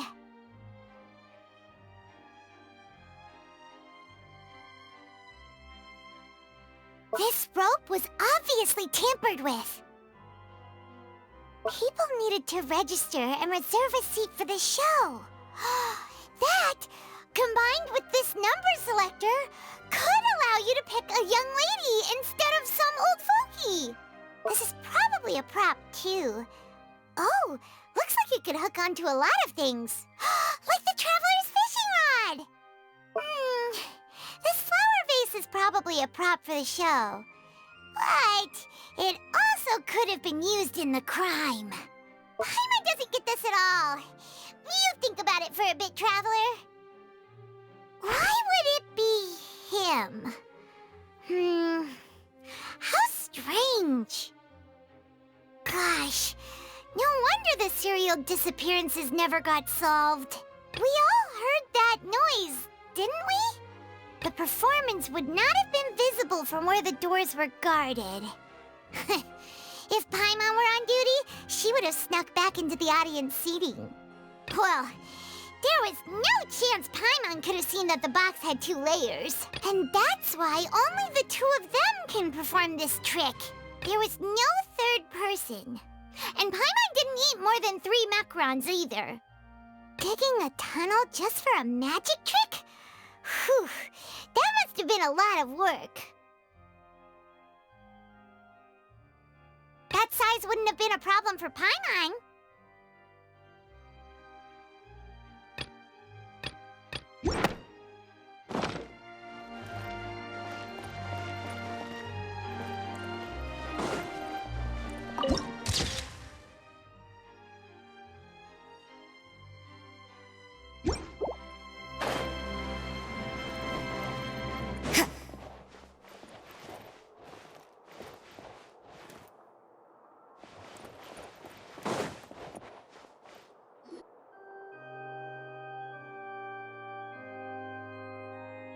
Do? The whole situation is so confusing. Good plan. Impossible things don't just happen. We'll get to the truth one way or another. Just relax. Even if everyone else suspects Lyney and Lynette, at least we will be supporting them from the stands. Besides, I doubt Farina understands any more about what happened than we do. Thanks, Navia. Well, We'll be going then. Best of luck to you.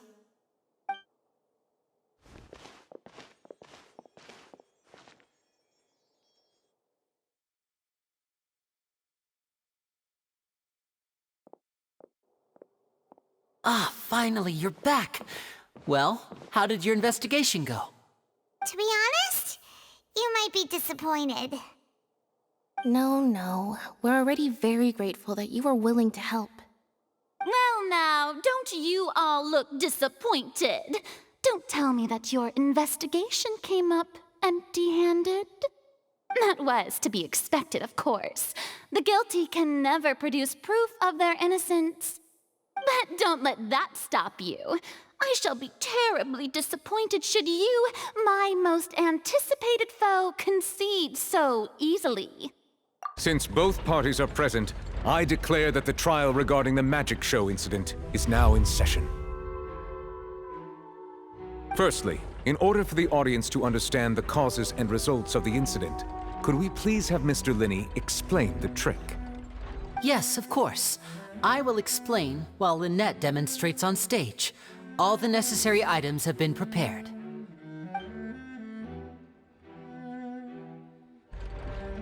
Thank you, Mr. Lyney. In that case, I take your statement to be that you ran to and remained hidden within the magic box in the audience stands once the trick began, and thus could not have committed the crime. Is this correct? Yes, that's correct, Your Honor. In that case, I call upon the prosecution. Lady Farina, do you wish to refute his statement in any way? Why, of course I do. Allow me to take the first shot and break this case wide open. Mr. Lyney is clearly lying. There is no way you could have been in the box the whole time if you were to abduct Halsey and murder Cowell. In fact, I'd say you were hardly in that tunnel at all. That is simply your hypothesis based on the presumption that I'm guilty. Oh, is that so? And if I may ask, what did you hear while you were inside your box? The roaring countdown of the crowd, of course. That's how I kept track of the time and built anticipation for the finale. And you didn't hear anything else at all? Nothing that might leave an impression of any kind? No, nothing. I see. But when the count reached 30 seconds or so, there was a thud. One so loud that I believe practically everyone heard it. Huh? Hey, hang on. Something's not right here. Yeah, I'm sure he could have heard a noise that loud from inside the box. I was right by the box, and I definitely heard the thud. Look at those scales. Could those mean... Well then, ladies and gentlemen, allow me to use the words of the magician himself. You never know what can happen in the blink of an eye. Indeed, it seems his alibi can also collapse in the blink of an eye. Of course, I have armed myself to do far more than smash your alibi. Confidence cannot go unfounded, and my foundations are rock solid. Tell me, aren't you and Lynette actually from the House of the Hearth? The House of the Hearth?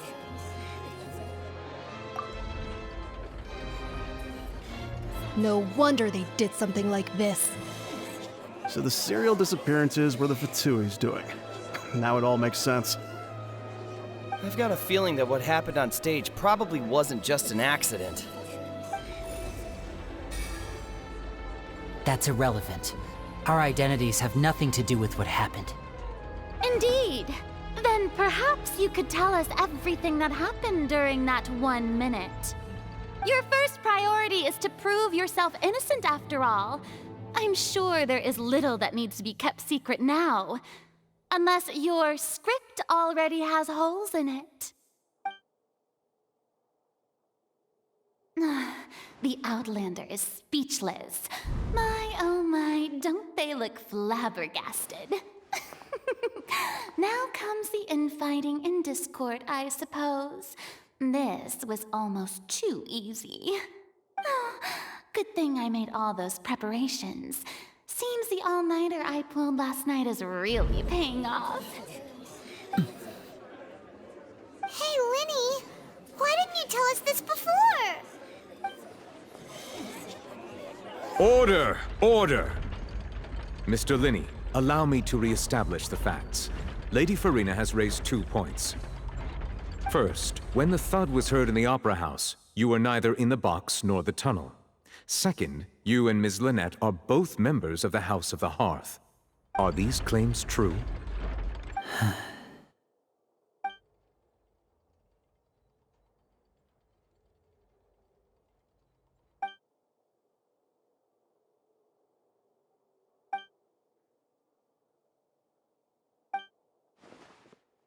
Please answer my question, Mr. Lyney. I'm sorry. Yes, they're true, Your Honor. I knew it! Well, that's it. We might as well move on to the sentencing already. What should we do now? Granted. In that case, what is your request? Is that really necessary? They're already as good as guilty. The defendant deceived their own attorneys. What is there left to discuss? Order! Order, I say! Your request is reasonable, and we shall adjourn. This trial will reconvene in 1 hour. So you would stick to Mr. Lyney's defense even after knowing what you do now? You certainly have more professionalism than I thought. In that case, my dear audience, let's allow the joy of victory to steep for a little while longer.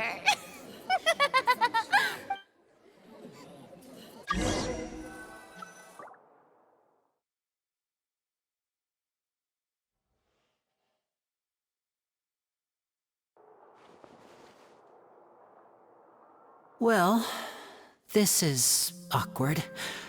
I didn't think the Hydro Archon would dig all that up.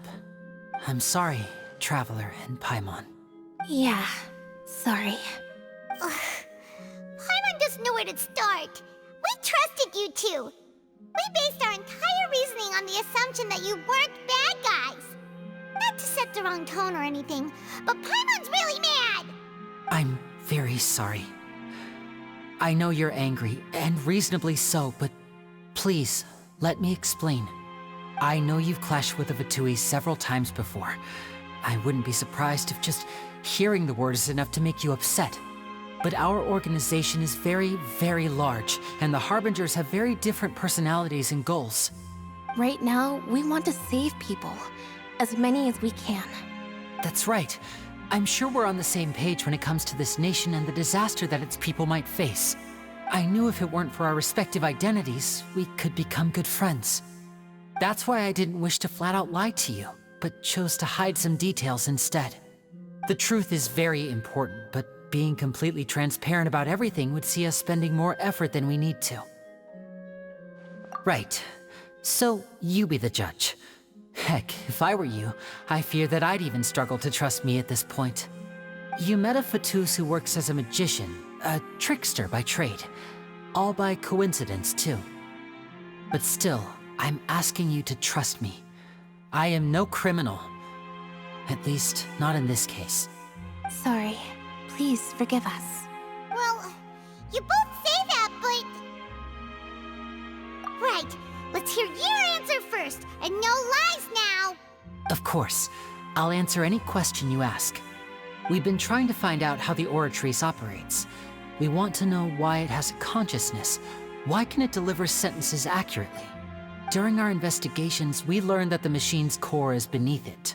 From that moment on, Lynette and I have been designing this box swap trick, with the objective of getting close to the core.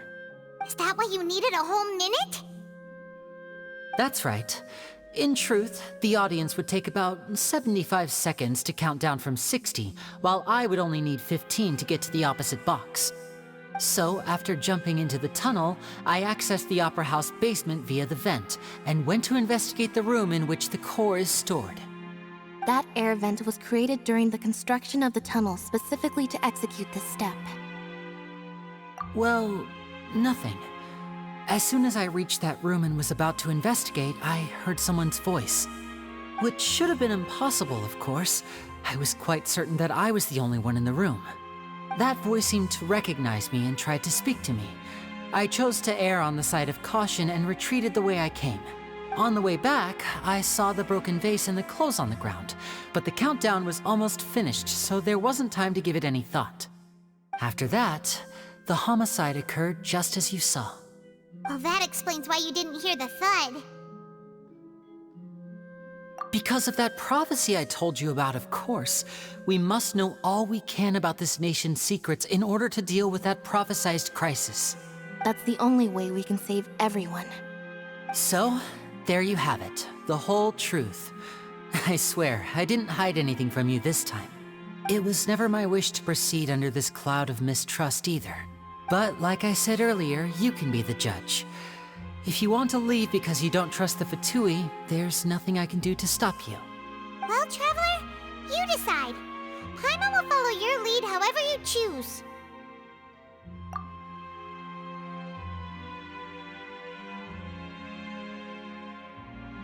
Okay, thank you. Thanks for giving us a chance. The current problem is that the scales are tipped pretty badly against you two. If we want to refute the Hydro Archon's accusations, we're gonna need a seriously watertight defense. Huh? Oh, Paimon thinks she gets what you mean.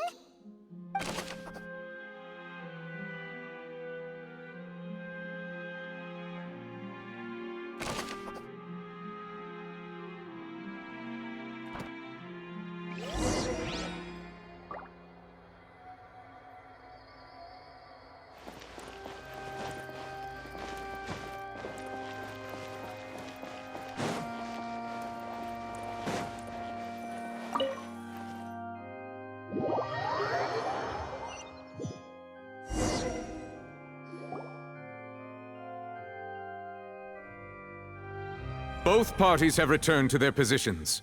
Let us continue the trial. When last we left off, Mr. Lyney acknowledged the new evidence presented by Lady Farina as fact. Therefore, Lady Farina may continue stating her reconstruction of the events. Ugh, that took long enough. Now then, if everyone would lend me their attention, at this stage, let's revisit that scene from Lyney's perspective.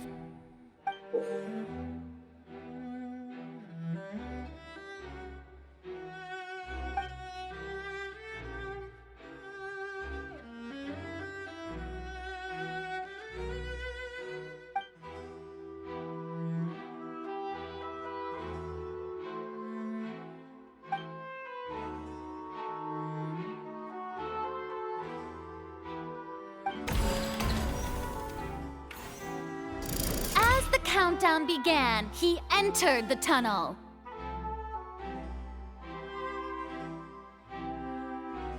When the flatbed trolley passed, he opened the box and got into an altercation with Halsey, which caused the loud thud. He did not realize that this sound could be heard by everyone in the Opera House, which is why he claimed earlier that he could not hear the sound. Finally, he used the vase to knock her out, before making her change clothes to prevent others from recognizing her. At this time, Cowell arrived in the tunnel, having heard that strange noise, and caught Lyney red-handed. So Lyney proceeded to knock him out too before stuffing him into that box. Afterward, Lyney passed the unconscious Halsey to his accomplice through the magic box in the audience stands, before operating the devices such that Cowell's death would be ruled an accident. And there you have it. That's the truth behind what happened. Does the defendant's side have any objections to Lady Farina's description of the events? the key to refuting Lady Farina is the order of events, what Lyney experienced, and what he saw.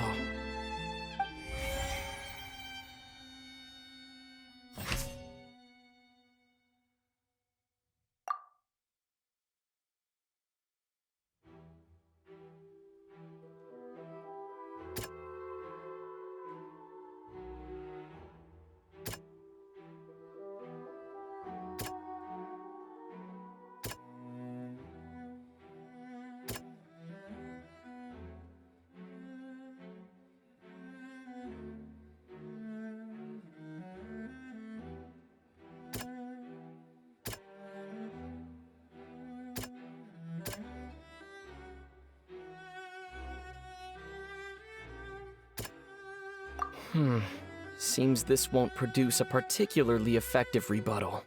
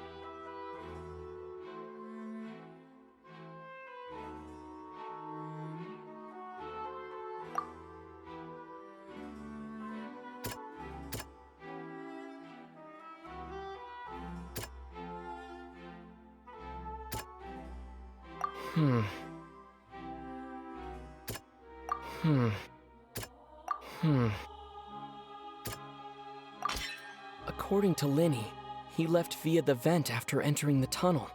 He couldn't have had that altercation with Halsey.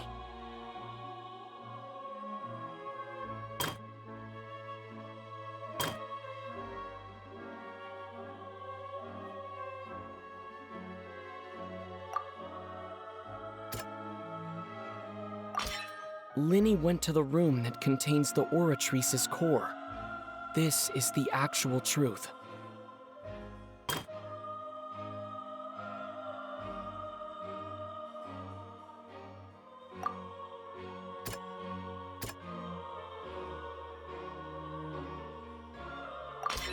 Lyney did not take part in the underground altercation. He only witnessed traces of the aftermath. Attention! Ace Detective Paimon has something something to say! When the countdown started, Lyney did indeed go into the tunnel. But he immediately used a vent to access the Opera House basement, which is where the underground core of the Epiclesse is stored. Once he reached that area, he heard a voice in what should have been an empty room. Since he felt something was amiss, he returned immediately. The crime scene had already developed by the time he reached the tunnel again, and in order to complete the magic trick, he did not remain there for any length of time. Finally, he reached the surface, and that was when the accident happened from his point of view. Therefore, he's innocent!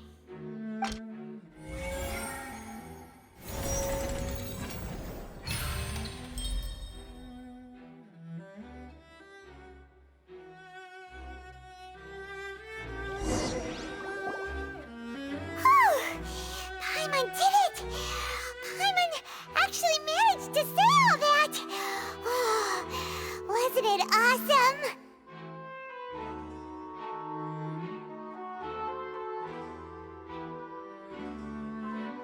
In other words, you believe that he knew nothing of the incident? That's right! My reasoning? If that's the case, then if Cowell hadn't entered the tunnel, who was the entire setup meant to kill? Assuming that what you say is true, Lyney only needed to kidnap the young girl to cause a new disappearance case. What would the point of killing someone on stage be? Oh, they have a point. That's right, you tell him! And that's why they're partners of mine. They've managed to turn things around. Oh, well, your denial is very strident, I'll give you that. But what proof do you have to back your claims? Of course I do. If he had been in the magic box the whole time, how could he have not heard that sound? Why do you ask? You're saying that he wasn't?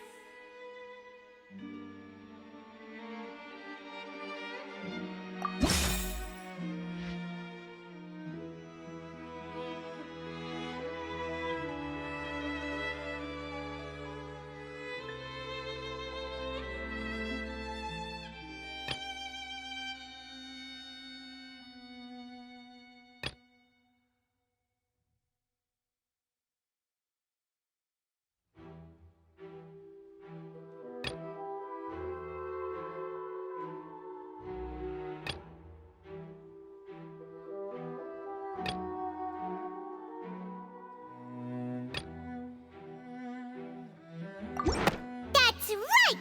Lyney wasn't in the box or in the tunnel. That's why he didn't hear anything strange during the performance. This means that when the crime happened, Lyney had already entered the basement via the vent.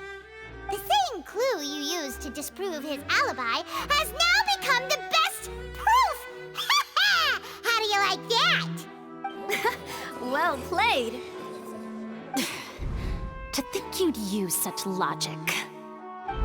Well then, if it wasn't Lyney who committed the crimes, then who was it?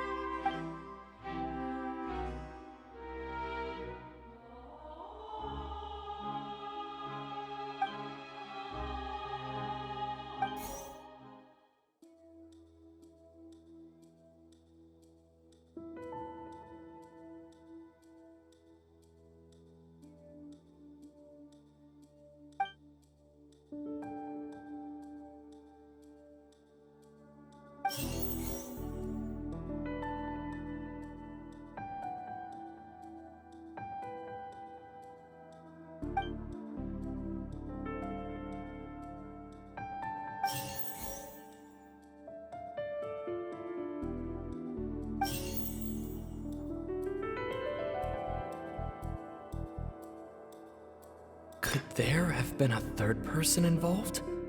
Is that really a possibility? Halsey is the missing person and an ordinary audience member. Or did she have her own scheme all along? The deceased's name is Cowl, Lyney's assistant. He would have been able to tamper with the equipment.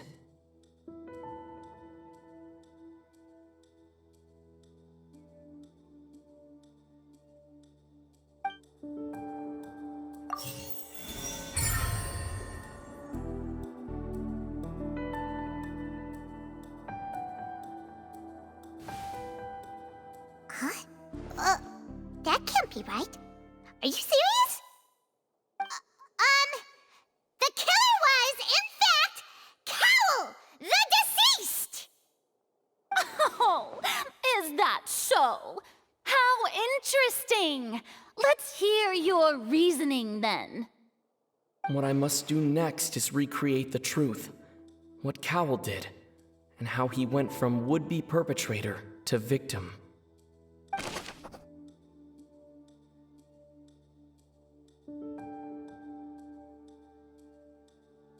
No one entered or left the Opera House through its entrances. So where would the criminal have wanted to take Halsey?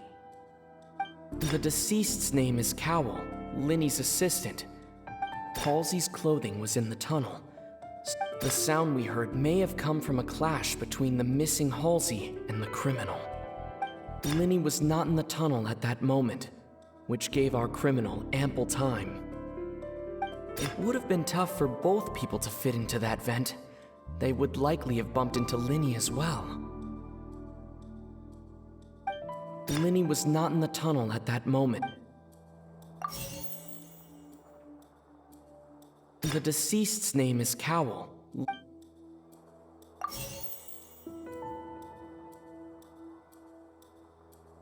Halsey's clothing was in the tunnel, so there must have been some fear that she would attract attention.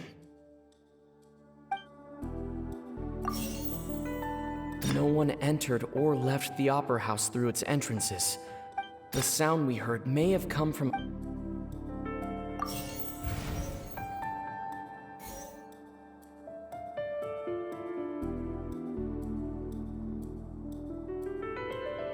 The sound we heard may have come from a clash. It would have been tough for both people to... The sound we heard may have come from a... The sound we heard may have come from a... No one entered or left the It would have been tough for both people...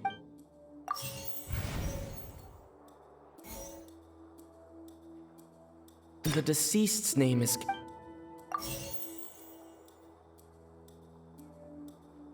No one entered or left the Opera House.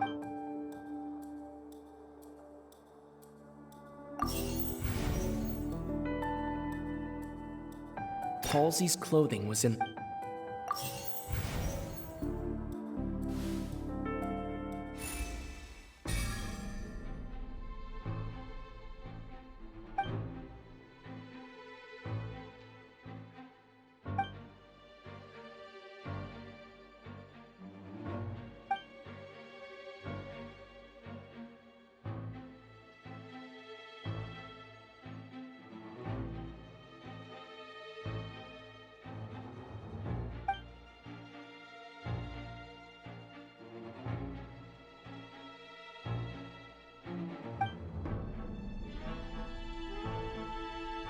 What's wrong, Traveler? Are you still having trouble figuring things out? I see how it is. So this was all just a bluff. And here I thought you had something to show for it. But it seems you're still far from the truth. Look, since we're at a dead end, why not consider a different track? Just like the trick as it transpired, the end result must have been utterly different from the magician's initial design. If only we knew how Halsey disappeared. Well, that would be nice, but the tunnel only has 3 exits, and none of them seem very likely. And it's not like this is a magic trick where you can just make a real-life person disappear. You know, like you did from that water tank, Lynette.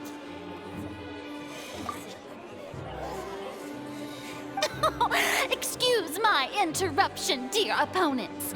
But do you not see that the crowd is growing impatient? There is no greater sin in this opera house than an awkward delay in the performance.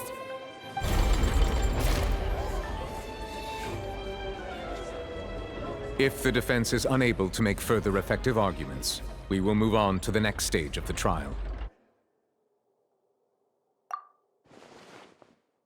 Lyney was not in the tunnel at that moment, which gave our criminal ample time. The sound we heard may have come from a clash between the missing Halsey and the criminal. The deceased's name is Cowell, Lyney's assistant. He would have been able to tamper with the equipment.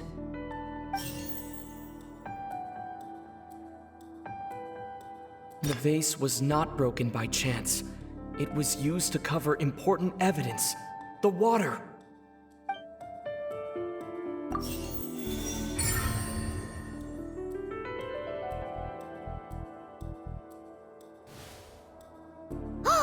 Paimon gets it! It all comes together if Halsey disappeared instead of being kidnapped.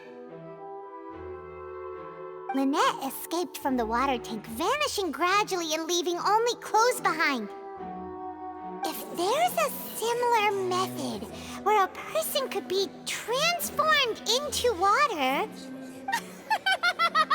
Oh, just a moment, please. I do hope you know how preposterous you sound at the moment. How could a person ever be transformed into water? This is reality we're talking about here, not some magic trick. Must we really? I should think that of anyone. Your friend Lyney already knows this truth very well. Magic tricks are ultimately just illusions and misdirection. But Halsey's disappearance is very real. We're talking about two completely different things. Even so, I trust the Traveler's judgment.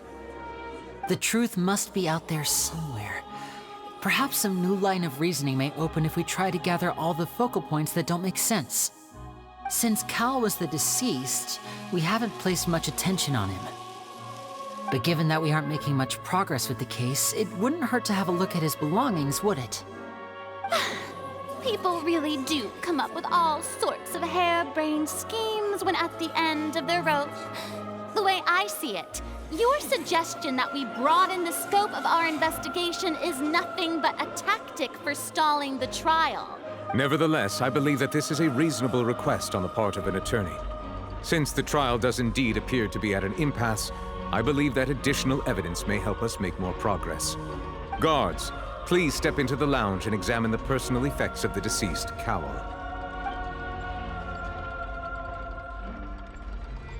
We are still examining the items, but we have already made critical progress that we feel must be shared with everyone post-haste. We discovered several test tubes of fluid within Cowell's baggage, each labeled separately. The notebook in his backpack claims that these fluids are... water from the primordial sea. The primordial sea? The note's contents also indicate that Cowell belonged to an organization that sells illegal drugs and that he had an accomplice. The notebook has many entries concerning safe usage of these fluids, in which the keyword dissolve appears many times. One of these tubes was labeled Opera Epiclese, along with yesterday's date. It is empty. The notes also state that these dissolution properties work exclusively on people from Fontaine. It's likely that Halsey was chosen as some sort of test subject. As such, we believe that the defense's hypothesis is, in fact, supported by sufficient evidence. You've got to be kidding! People dissolving into water? Could something so ridiculous actually be true? Wait a moment. This reminds me of a certain prophecy, but it's just a coincidence, isn't it? Huh. If people can become water, does that mean that the water tank's real use was as a means to hide water stains? And if Cowell was targeting that girl... Wait just a minute. Could that mean... You two, with me, quick! Demoiselle, wait! What about your partners? Let's go. Just trust me. Order! Order!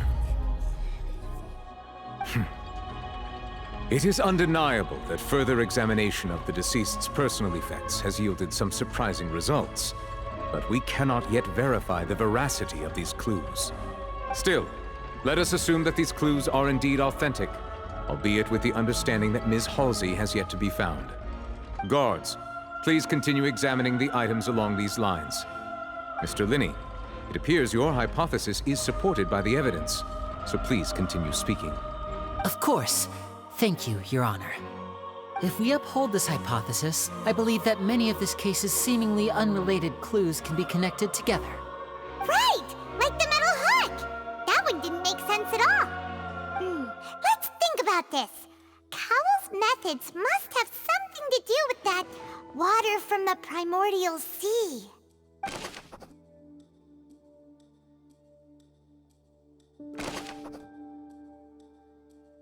The rope that held the water tank up was lit by the fireworks and snapped. As such, the focus here is on the water and not the tank. The deceased's name is Cowell. Now it seems like the hook rope was not meant for another magic trick, but was instead some form of triggering mechanism. Lynette was in the magic box on stage the entire time. Did she have something to do with this? I remember there was something else within the inner layer of that box. The water from the primordial sea. Now it seems like the hook rope. The deceased's name is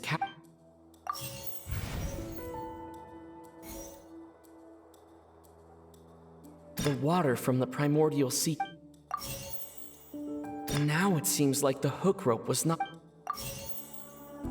Lynette was in the magic box. I remember there was something else.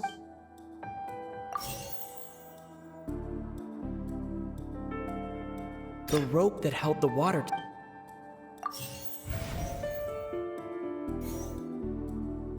The deceased's name is Cowell.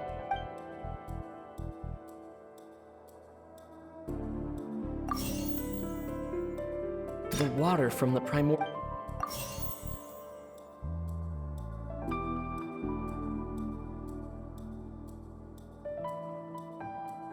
Lynette was in the magic. I remember there was.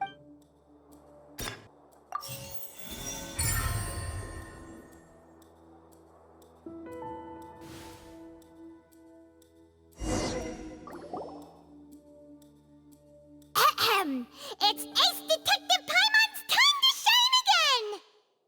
In the original plan, Cowell would tamper with the water tank rope and the number selector securing his target. When the magic box containing Halsey was lowered, the metal hook would retract gradually and pierce the balloon at the top of the box. When the balloon attached to the box popped, the water from the primordial seed inside it would pour down and dissolve Halsey.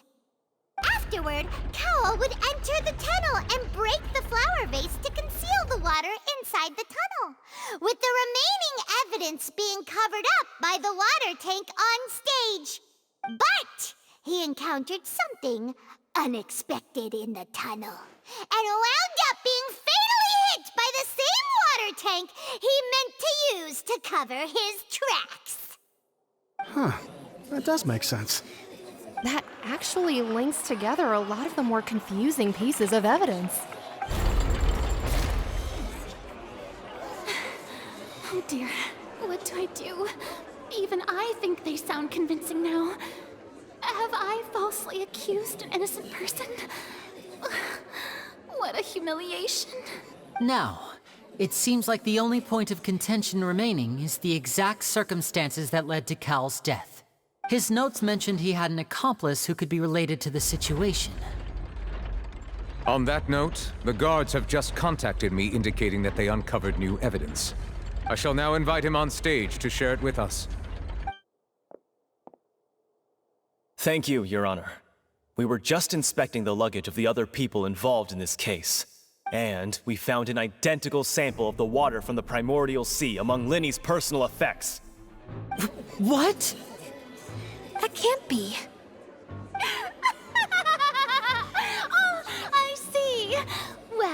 How wonderfully comedic to have your own counterattack only to come back and wound you.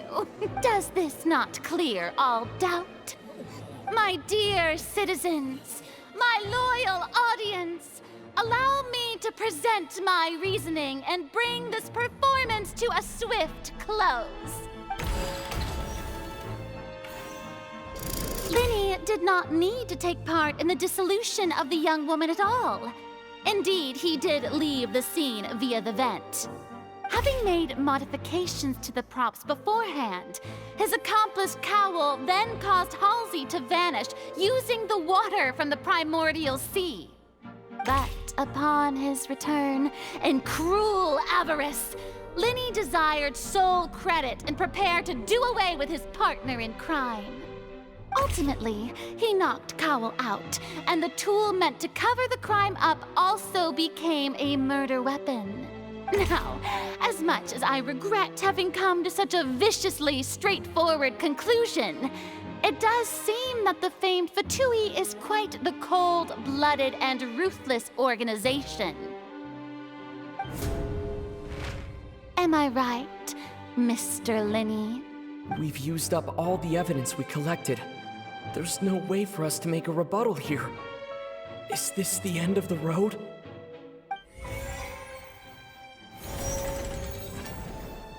Oh no! Paimon can't think of anything either. It doesn't look like there's any way around this. Seems using the water as new evidence was too good a move. Why did this have to happen now? I think we've all seen enough now. And we have ample witnesses to my flawless reasoning. I believe this is indeed the finale. Now then, my good, noble Chief Justice, should we not, in your view, move... Excuse me, everyone, but I must interject. Miss, I must ask you not to shout, and to respect the ongoing legal proceedings. Oh, come on. Don't be hasty. I have a good reason for interrupting, you know. Now, would anyone here like to take a little break from all this debate and see a little magic? I'll show you an amazing trick. One that can bring a young woman who has disappeared back in the flesh, right before your very eyes. Please, do the honors, Mr. Lyney, if you would be so kind. What in the world is she saying? No offense, miss, but miracles like that are beyond my scope as a magician. Come on now, don't be silly. Magic is all about misdirection, isn't it? It often conceals the truth while presenting a fascinating illusion. But once everyone believes the illusion, can't magic reveal the truth to them once again? And wouldn't such a trick be the most marvelous finale to today's performance? Come on, Lyney and Lynette, give it another go. Don't worry, Spina di Rasula has made the necessary arrangements on your behalf. But as the magic makers and stars of the show, I think I should leave the final performance to you. I understand.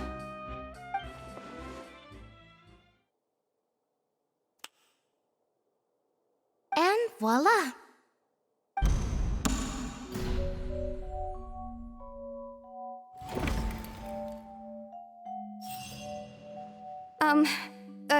Sorry for the interruption. Wait, isn't that Halsey? So the whole thing about people dissolving wasn't true after all? To be clear, I'm only here because this person told me that if I testified, the merit of doing so would lessen my sentence. I was hiding outside this room listening to the proceedings because I was afraid that I would be the one put on trial. I was just feeling happy that no one had noticed me, and then before I knew it, she caught me. That'll teach you to underestimate us three. Where should I begin? I'm sorry. I'm the one who killed Cowl. I admit it. But what? Why? Firstly, my name isn't Halsey. It's Liliane, and I'm originally from Mondstadt. I heard that Lyney's show was gonna be a real thriller, but I missed the chance to buy a ticket, so I stole one. That's how I make a living. I steal stuff here and there. And I'd never been caught before. But I was noticed at the harbor a few days ago, and I barely got away. Lyney was the one who caught me in the act. Hey, no wonder you look familiar. So you were the thief! Lyney even mentioned that you were pretty skilled. Well, and I thought that would have been the end of it, but then the number selector chose me. He even mentioned the Fortress of Meripede. That's a prison, isn't it? So you can imagine how shocked I was. I thought he was onto me for sure. So I played along with the show while looking for an opening to flee, but then I got water poured on me for no reason, and then someone jumped into the tunnel to nab me. I wasn't going to take that lying down, so I knocked him out and stuffed him into the box. There was nowhere to run from there, though, so I had to change my clothes and hide in a box containing performance costumes. I slipped out after the first guard arrived at the scene and continued hiding inside the opera house. Can a person even hide in there? But I swear I didn't know that the water tank would fall down. Really, I swear it. Had I known that, I wouldn't have put him in the magic box. I may be a thief, but I'm no killer. Well, that makes everything pretty clear now, doesn't it? This time, we need to tell the entire story from Liliane's perspective.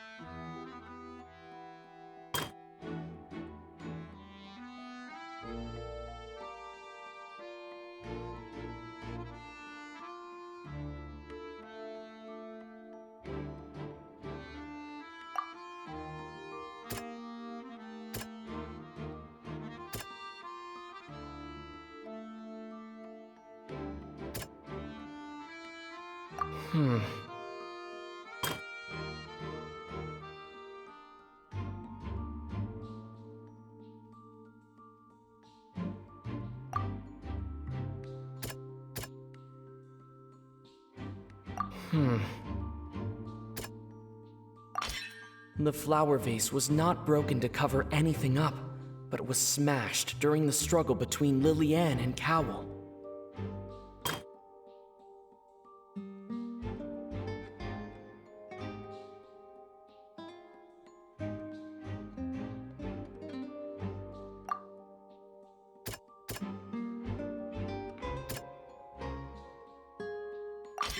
Liliane was afraid that she would be recognized if she left, so she changed clothes and hid, biding her time.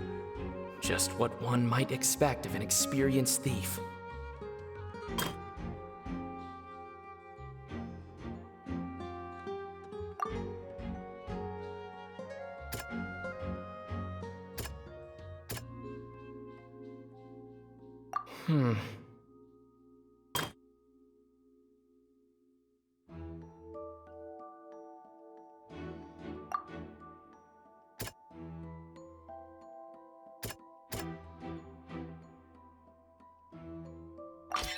The strange sound wasn't from a fight. It was Liliane's attempt to break out when she was frightened. And it's Ace Detective Paimon time! Having been selected out of the blue, Liliane panicked. Her panic only intensified after she entered the tunnel and had water poured on her head. So she kicked the door open, producing the thud we all heard. Hearing the commotion, Cowl leapt into the tunnel, only to discover that Liliane had not dissolved. He did not know that Liliane was not from Fontaine, but was a thief who made her way in by stealing a ticket. Mistakenly believing that the water from the primordial sea needed time to take effect, he tried to force Liliane back into the box. The two broke the flower vase during the struggle, but Liliane came out on top, knocking Cowl out and putting him in the box. With no way of escaping, she changed her clothes and hid in the costume trunk until the performance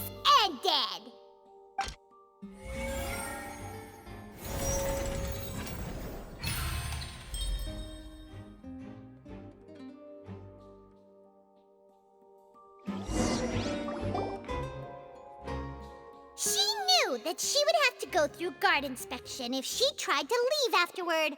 So, she has been trapped in the Opera House these last 2 days. She had already become desperately hungry by the time we were chatting over macarons. So, she swiped 2 of them right under our noses. Talk about a sneaky thief. At this point, all the events that happened in the tunnel have now come to light. Ah, so that's the whole story. Bravo! Bravo! Now then, Lady Farina, do you wish to speak against the defense's statements? Please answer the question, Lady Farina. Also, if I may add, the trial has not yet ended. As such, I request that the prosecution not leave the room before the proceedings have concluded. What, are you reading my mind now? No, I have no further arguments. I admit defeat. But really, could you at least have left me with some dignity? Wow, look at that! She's like a deflated balloon now. If there are no objections, then as the Chief Justice of Fontaine, I shall once again repeat the full sequence of events. The actual perpetrator of the serial disappearances, Cowell, selected his next victim from the audience reservation list. With some modifications to the selector, he could ensure that the pre-selected young woman would be chosen. To cover up any evidence while committing the deed, Cowell thought of allowing the water tank to fall, which would conceal the water left behind after the young woman was dissolved. He also tampered with the rope suspending the water tank, using the fireworks at the end of the performance to cause the tank to drop and hide the watermarks. He poured the water from the primordial sea into a balloon during the preparation of the magic box and stuck it to the box's lid. Finally, he passed the prepared hook on a rope through the gap in the magic box's door when bringing the young woman to said box. When the magic trick officially began, the box containing the woman was lowered into the tunnel, tightening the hook rope and bursting the balloon containing the water. If all had gone to plan, the young woman would be dissolved at this time. However, Liliane was not from Fontaine, and thus fled the box with a loud noise. Realizing that there was trouble, Cowell entered the tunnel and met Liliane. Thinking that the waters had not yet taken effect, he decided to proceed. However, his opponent was more capable than he thought, and he was overcome, knocked unconscious, and placed into the magic box, and thus became his own final victim. Liliane, according to her own statements, then changed clothes and hid until the performance ended, before hiding in other parts of the opera house. As for Lyney, he was in the underground structures within the opera house, and was thus ignorant of these happenings. From this reconstruction of events, we can conclude that Lyney, the accused, is in fact innocent. While there is much in Lyney and Liliane's conduct that should still be investigated separately, this case, at least, can be handed over to the Oratrice to make the final decision.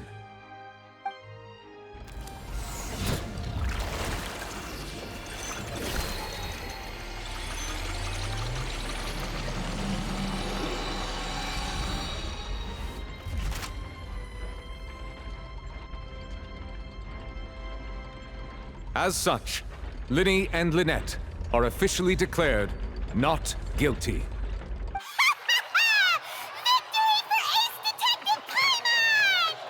Great work, partners. Thank you all. Thank you so much. Next, I think we deserve an explanation, Guard Vaughn. How did you find the water from the primordial sea in Lyney's baggage? Right! Your discovery caused me to make a serious mistake, you know. Or was that not a discovery, but false evidence that you dared to bring before this court? I suspect that the accomplice mentioned in Cowell's notes was not Lyney, but you, yes? I'm sure you know what you must do to lessen your sentence. Speak quickly! Unless Unless you want to earn yourself a one-way ticket to Coupon Town. I was just following orders. We were supposed to place blame for the serial disappearances onto Lyney, and thus cause suspicion to fall on the Fatui. The higher-ups said this was the best opportunity to do so. And now that your plan has fallen through, and the secrets of the water have been revealed, you have become a liability to said higher-ups, yes? Therefore, you would be wise to tell everything you know, and seek the protection of the guards. Yes, I'll tell you everything I know. Our boss discovered that the water can cause people to dissolve. It can also be made into a potion, which when extremely diluted, can cause people to experience unforgettable exhilaration. We've been in this business for a while now, and have made decent more off it. The disappearances were also the boss's idea. I mean, this is the boss we're talking about.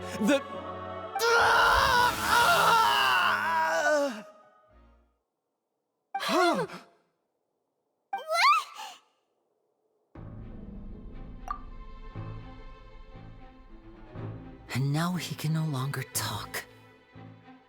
Such ruthlessness. I shouldn't have expected any less of them. An outrageous act. All present, please submit to inspection immediately.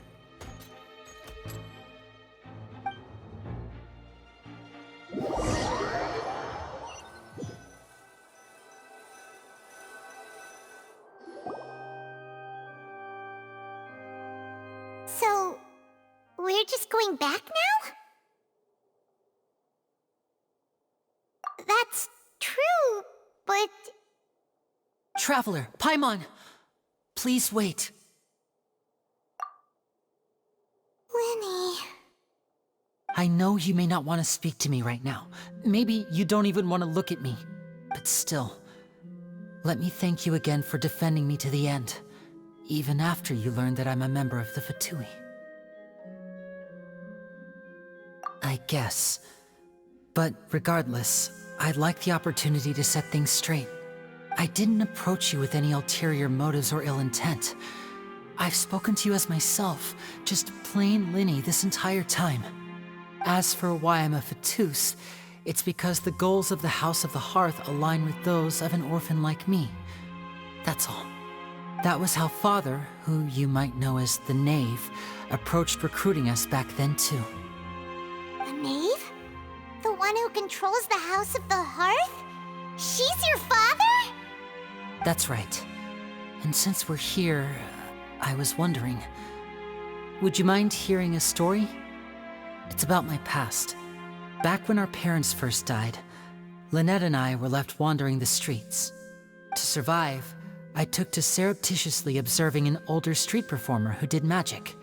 It took me several days to figure out how he pulled off his amazing tricks.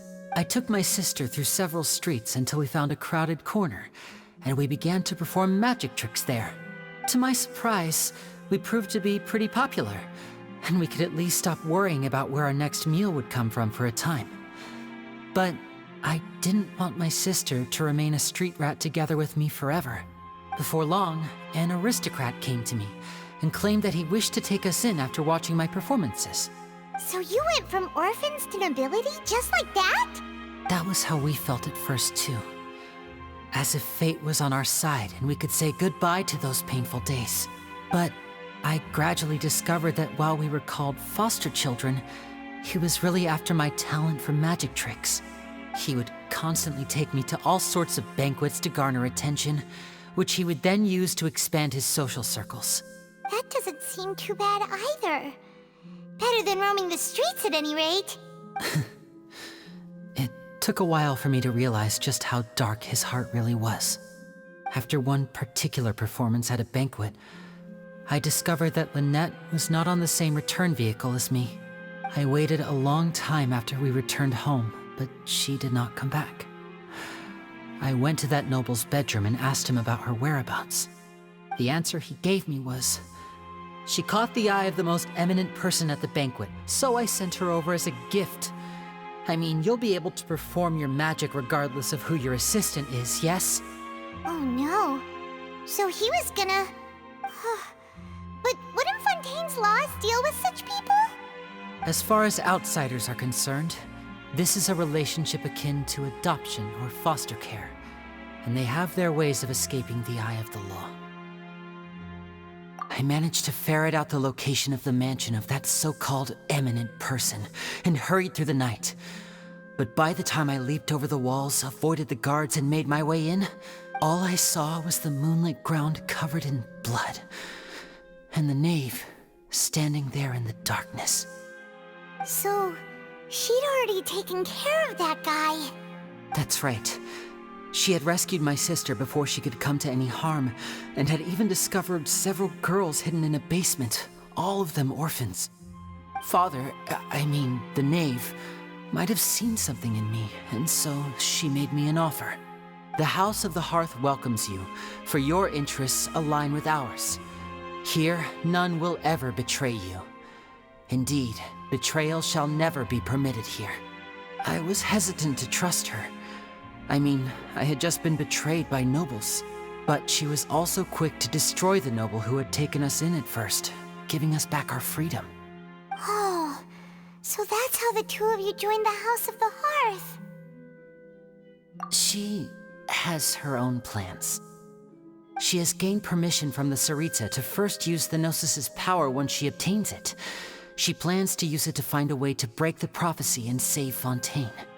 So, she believes in that prophecy too? That's right. The whole House of the Hearth is currently working to combat that crisis. Today's case has also proven that people from Fontaine can indeed dissolve into some sort of water, thus further supporting the prophecy. All of us house members here, Lady Arlecchino herself included, are from Fontaine. We won't give up on defending our homeland. To us orphans, the only connection we have left to this world, apart from our family, is our homeland. So, from small deeds like distributing magic pockets to huge schemes like stealing a Gnosis, everything is aimed at dealing with that prophecy. It's all right. I understand. The only thing I can do is relate all this to you. I just hope you can understand that even as a member of the House, I have never stopped making my own decisions, and that I believe what I'm doing is right. If you should need anything at all in the future, feel free to find me. I will do my best to help you, as plain Lyney.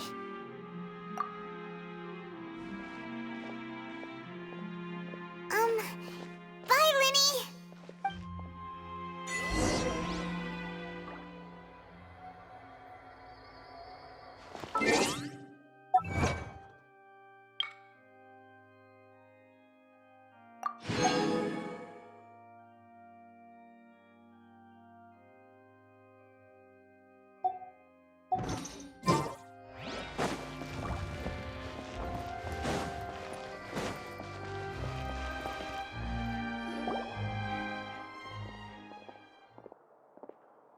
Hey there! What was with the disappearing act you pulled right as the trial ended? Were you looking for us, Navia? Well, this whole thing isn't exactly over, is it? I do feel that we're getting closer to solving the serial disappearances case, though. Don't you think so, too? Huh? What's wrong, my dear partner? Besides, are you sure we're the ones who can crack a case that's been cold for decades now? And given that there's new evidence from the trial, there should be a trail of breadcrumbs for the Hydro Archon's people to follow now, right? Ah, I see. Well, I won't lie. I'm a little shocked to hear that from you. But I suppose you are just travelers who have only arrived in Fontaine after all. Sorry. I might have been too presumptuous. Don't say that, Navia. Ah, and we were having so much fun investigating with you, too. It was like having new waters flowing into a stagnant mire, causing new hope to spring forth, and the reflection in the murk to become clearer. Well, sorry about that. I'm a bit prone to nostalgia. Don't mind me. Wait, shall we have a farewell meal? You know, to commemorate our time as partners? Huh? Do we really need to get that formal? Well, guess you really did treat us as partners, huh? Well, I'd just like to have a proper ending to every important memory. That way there are no regrets later. Anyway, it would just be a meal, so it shouldn't take up too much of your time. You don't have to twist Paimon's arm. If Boss Navia's treating, count Paimon in! Oh, wonderful. In that case, why don't we return to the Court of Fontaine and head to the Hotel de Boer? I believe we'll make it just in time for dinner. All right then, let's have our farewell meal.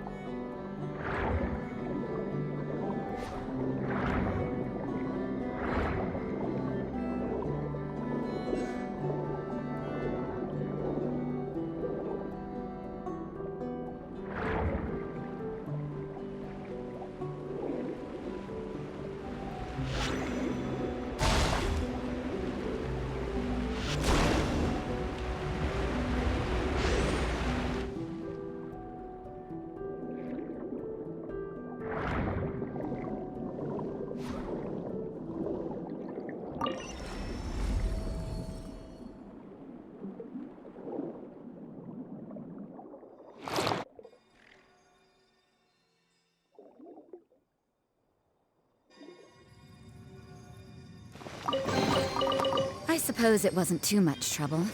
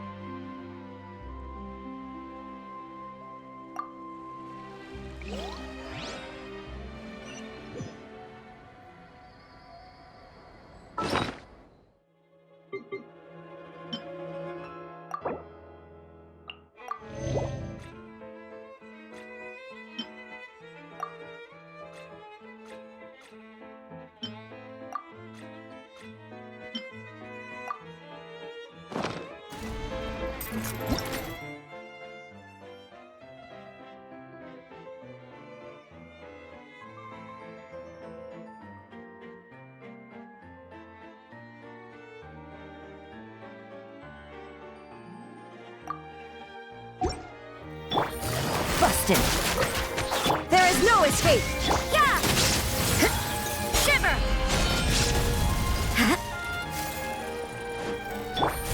Game's up. Fun's over.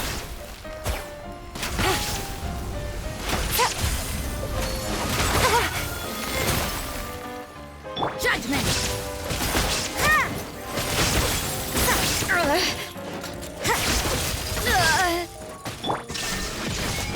Gotcha. Ba-boom! Inadmissible evidence! Now ye shall perish! Illusion shattered! Punish me! You can't run! Things are about to get dicey. Busted.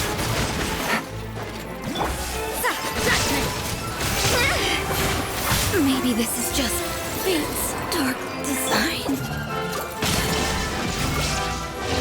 To oblivion!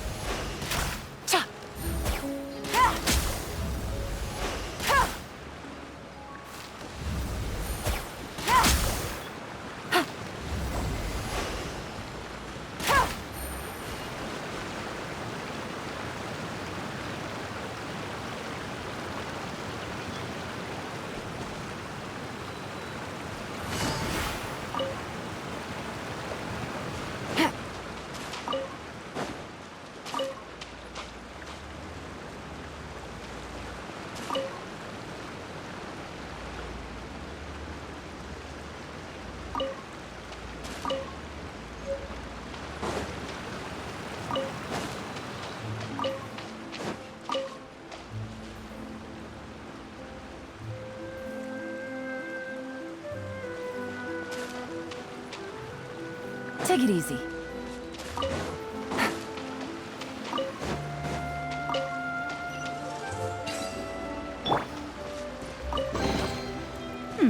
There are a few interesting trinkets here.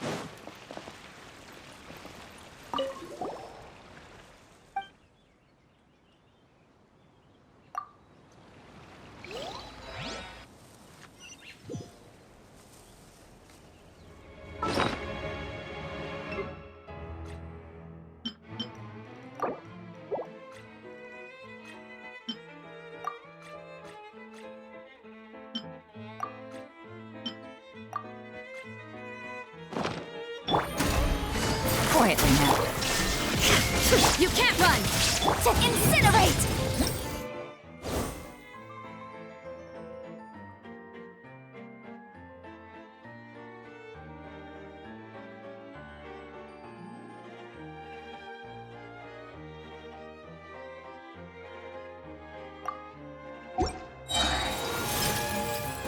Wreck of the flame! Here comes the catch.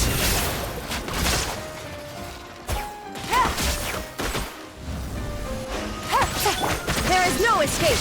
Now ye shall perish!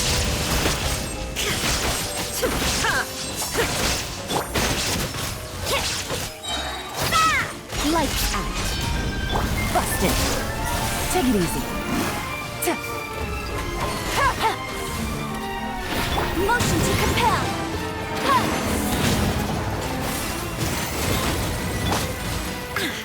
Shine down! Yeah! Things are about to get dicey. No! Gotcha! Time for your arraignment! Torn to oblivion! There is no escape!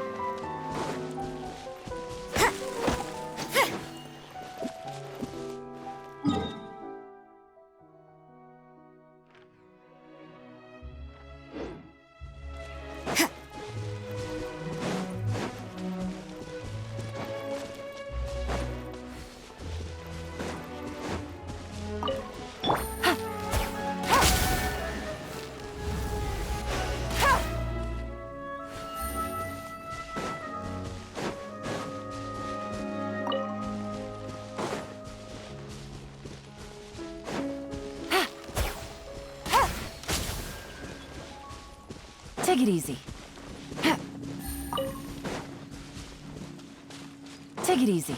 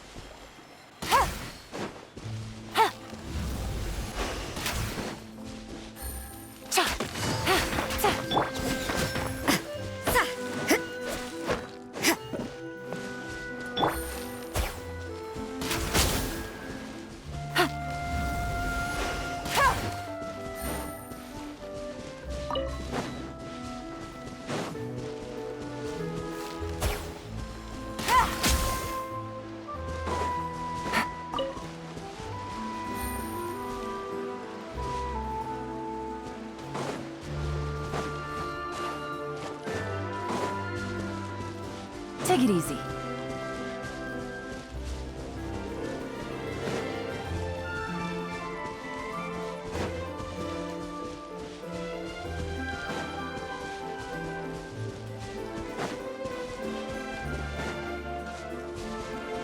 You can't run!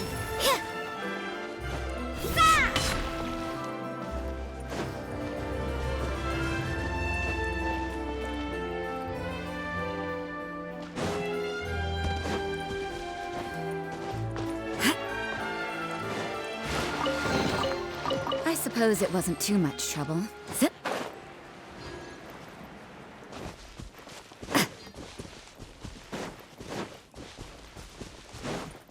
Huh?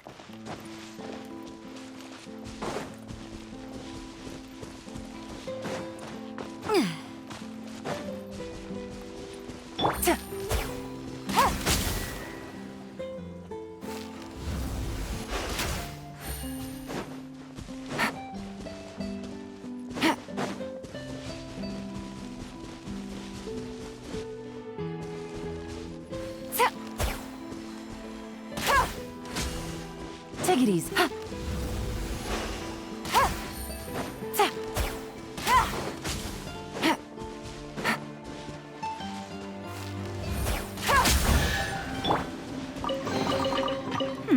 There are a few interesting trinkets here.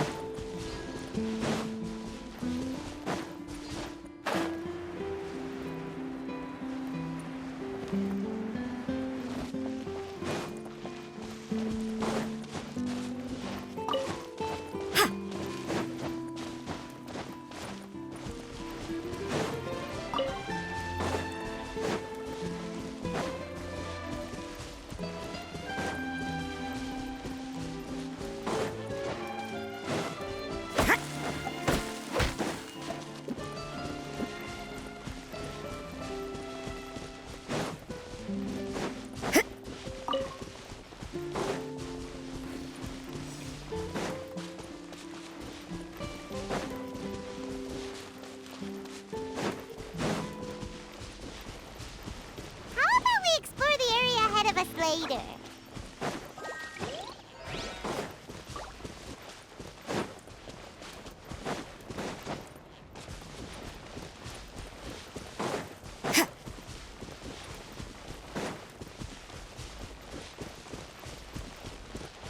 How about we explore the area ahead of us later?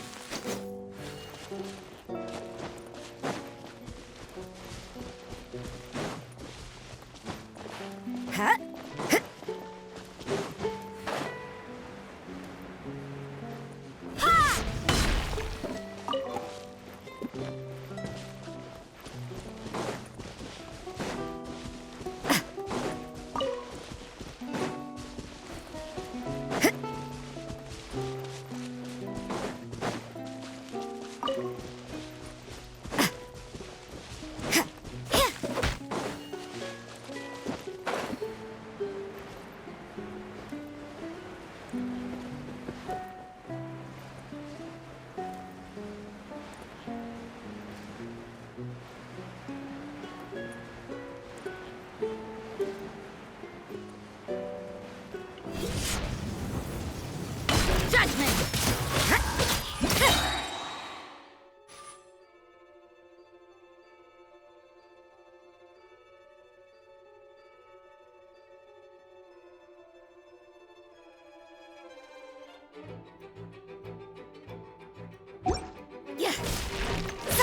Illusion shattered! Busted!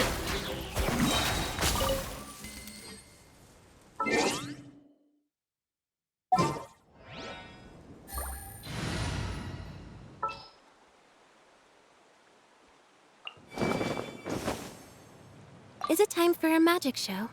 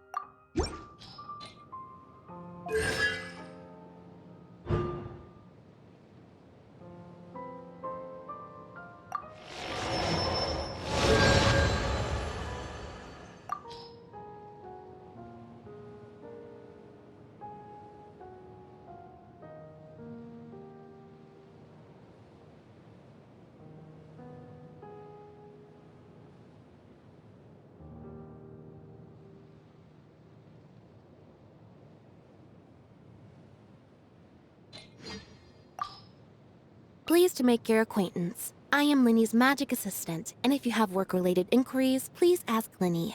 If you have questions related to seeing a magic show, please ask the ticket office. You want to talk to me? Then get to the point. Tea is ready. Now it's time for a short rest.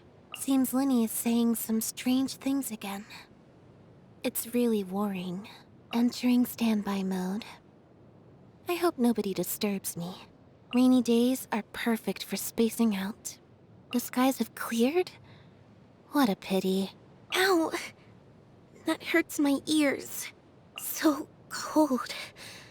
Let's hide you in a hat. There is nothing new under the sun. Is that really true? What's that on the brace? Nope. It's nothing. Good morning. Not fully recharged.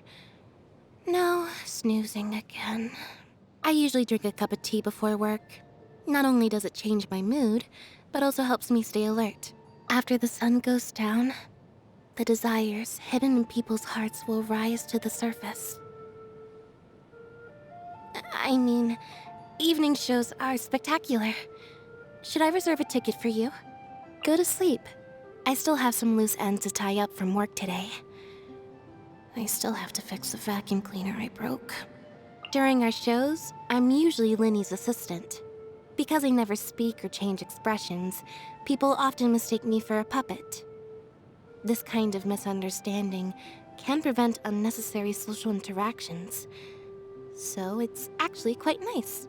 Making tea looks simple on the surface, but it is actually quite complex. The quality of the tea leaves, the temperature of the water, the number of times to add water. Only when every variable is properly controlled can tea of the purest taste be brewed. Would you like a cup? Animals can also express their feelings.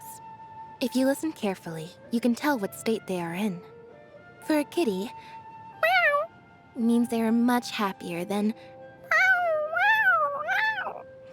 And in that situation, you can pet them as much as you want, and they won't run away. If you explain a magic trick, then the allure of the performance is lost. Personal relationships are the same. If you want to understand me, why not learn a bit at a time and gradually piece together a complete picture? A person's mental state is like a bowstring. If it's constantly under high tension, it will be at risk of suddenly snapping. So, outside of work, I prefer to do things that relax my brain, like making tea, feeding cats, and just zoning out. The calmer one normally is, the easier it is to deal with crises when they do pop up. I tend to have difficulties operating any kind of machinery. As soon as I stop paying attention, all kinds of things start to go wrong. Once, I even broke the dryer on a rainy day. At least Erinnyes is good at fixing things. Pry open the shells, squeeze a bit of lemon juice onto the fresh shellfish. No plate necessary. Perfection. Dishes should not be over-seasoned.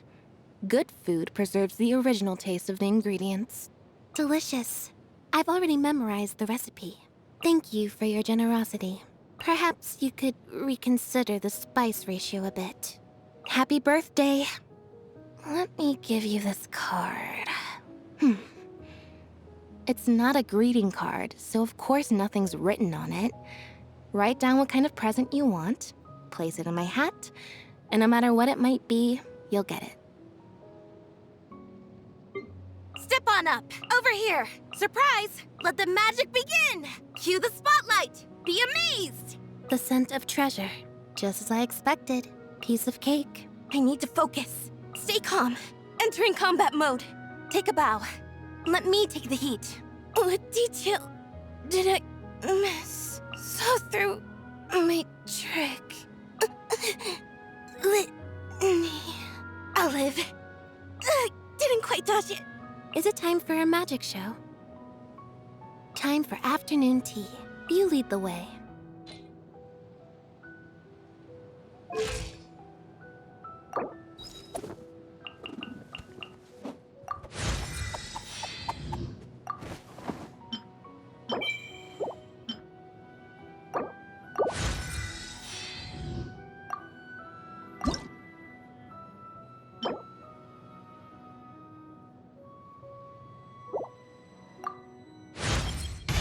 My perception has been heightened.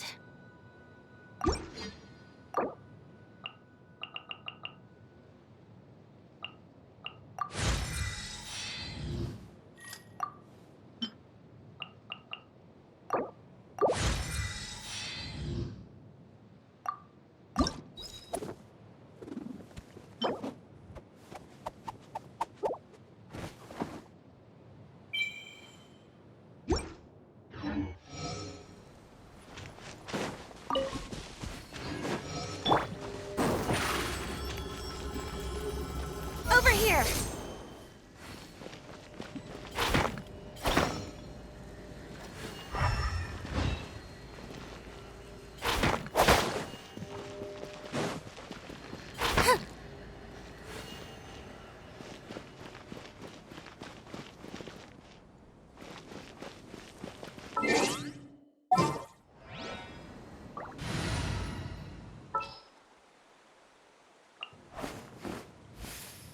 Next time, be sure to make a proper appointment.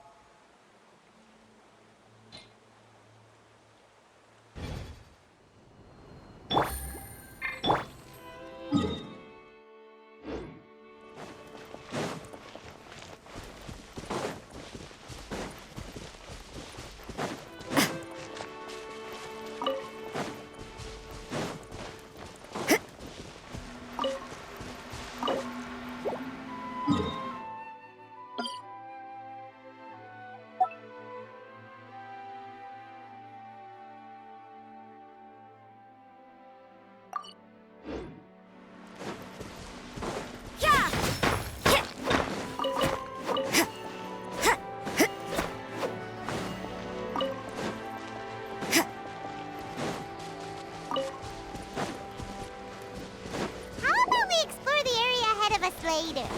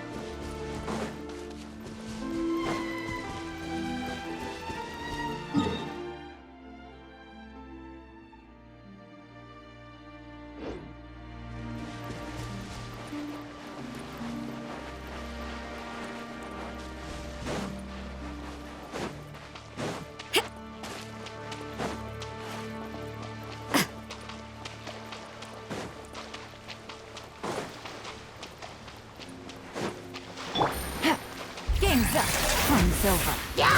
Quiet in there. You can't run! Busted. Incinerate!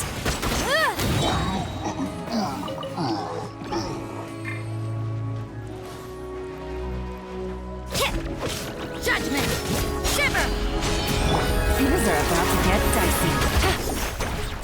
Inadmissible evidence!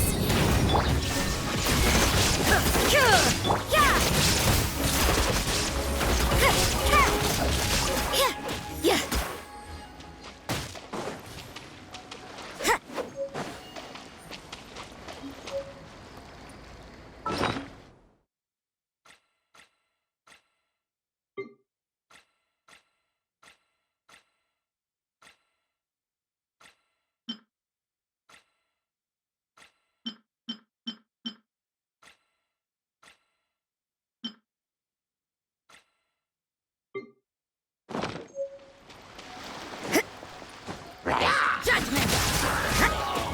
Quietly now. Gotcha.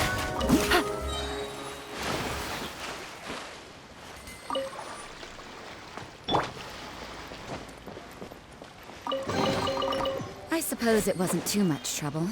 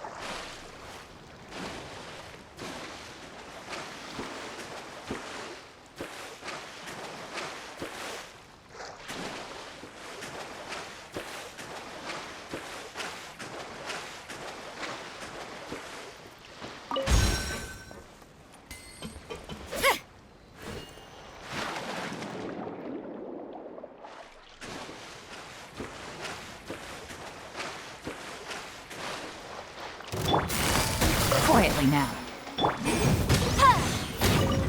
You can't run!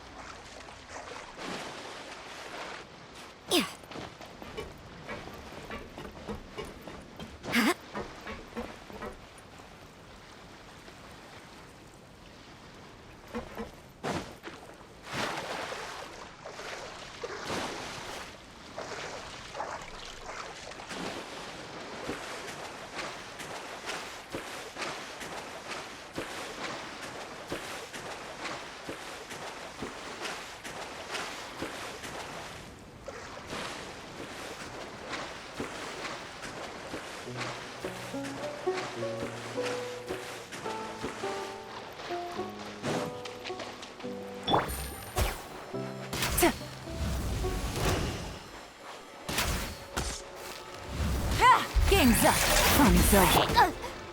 Time for your arraignment! Yeah!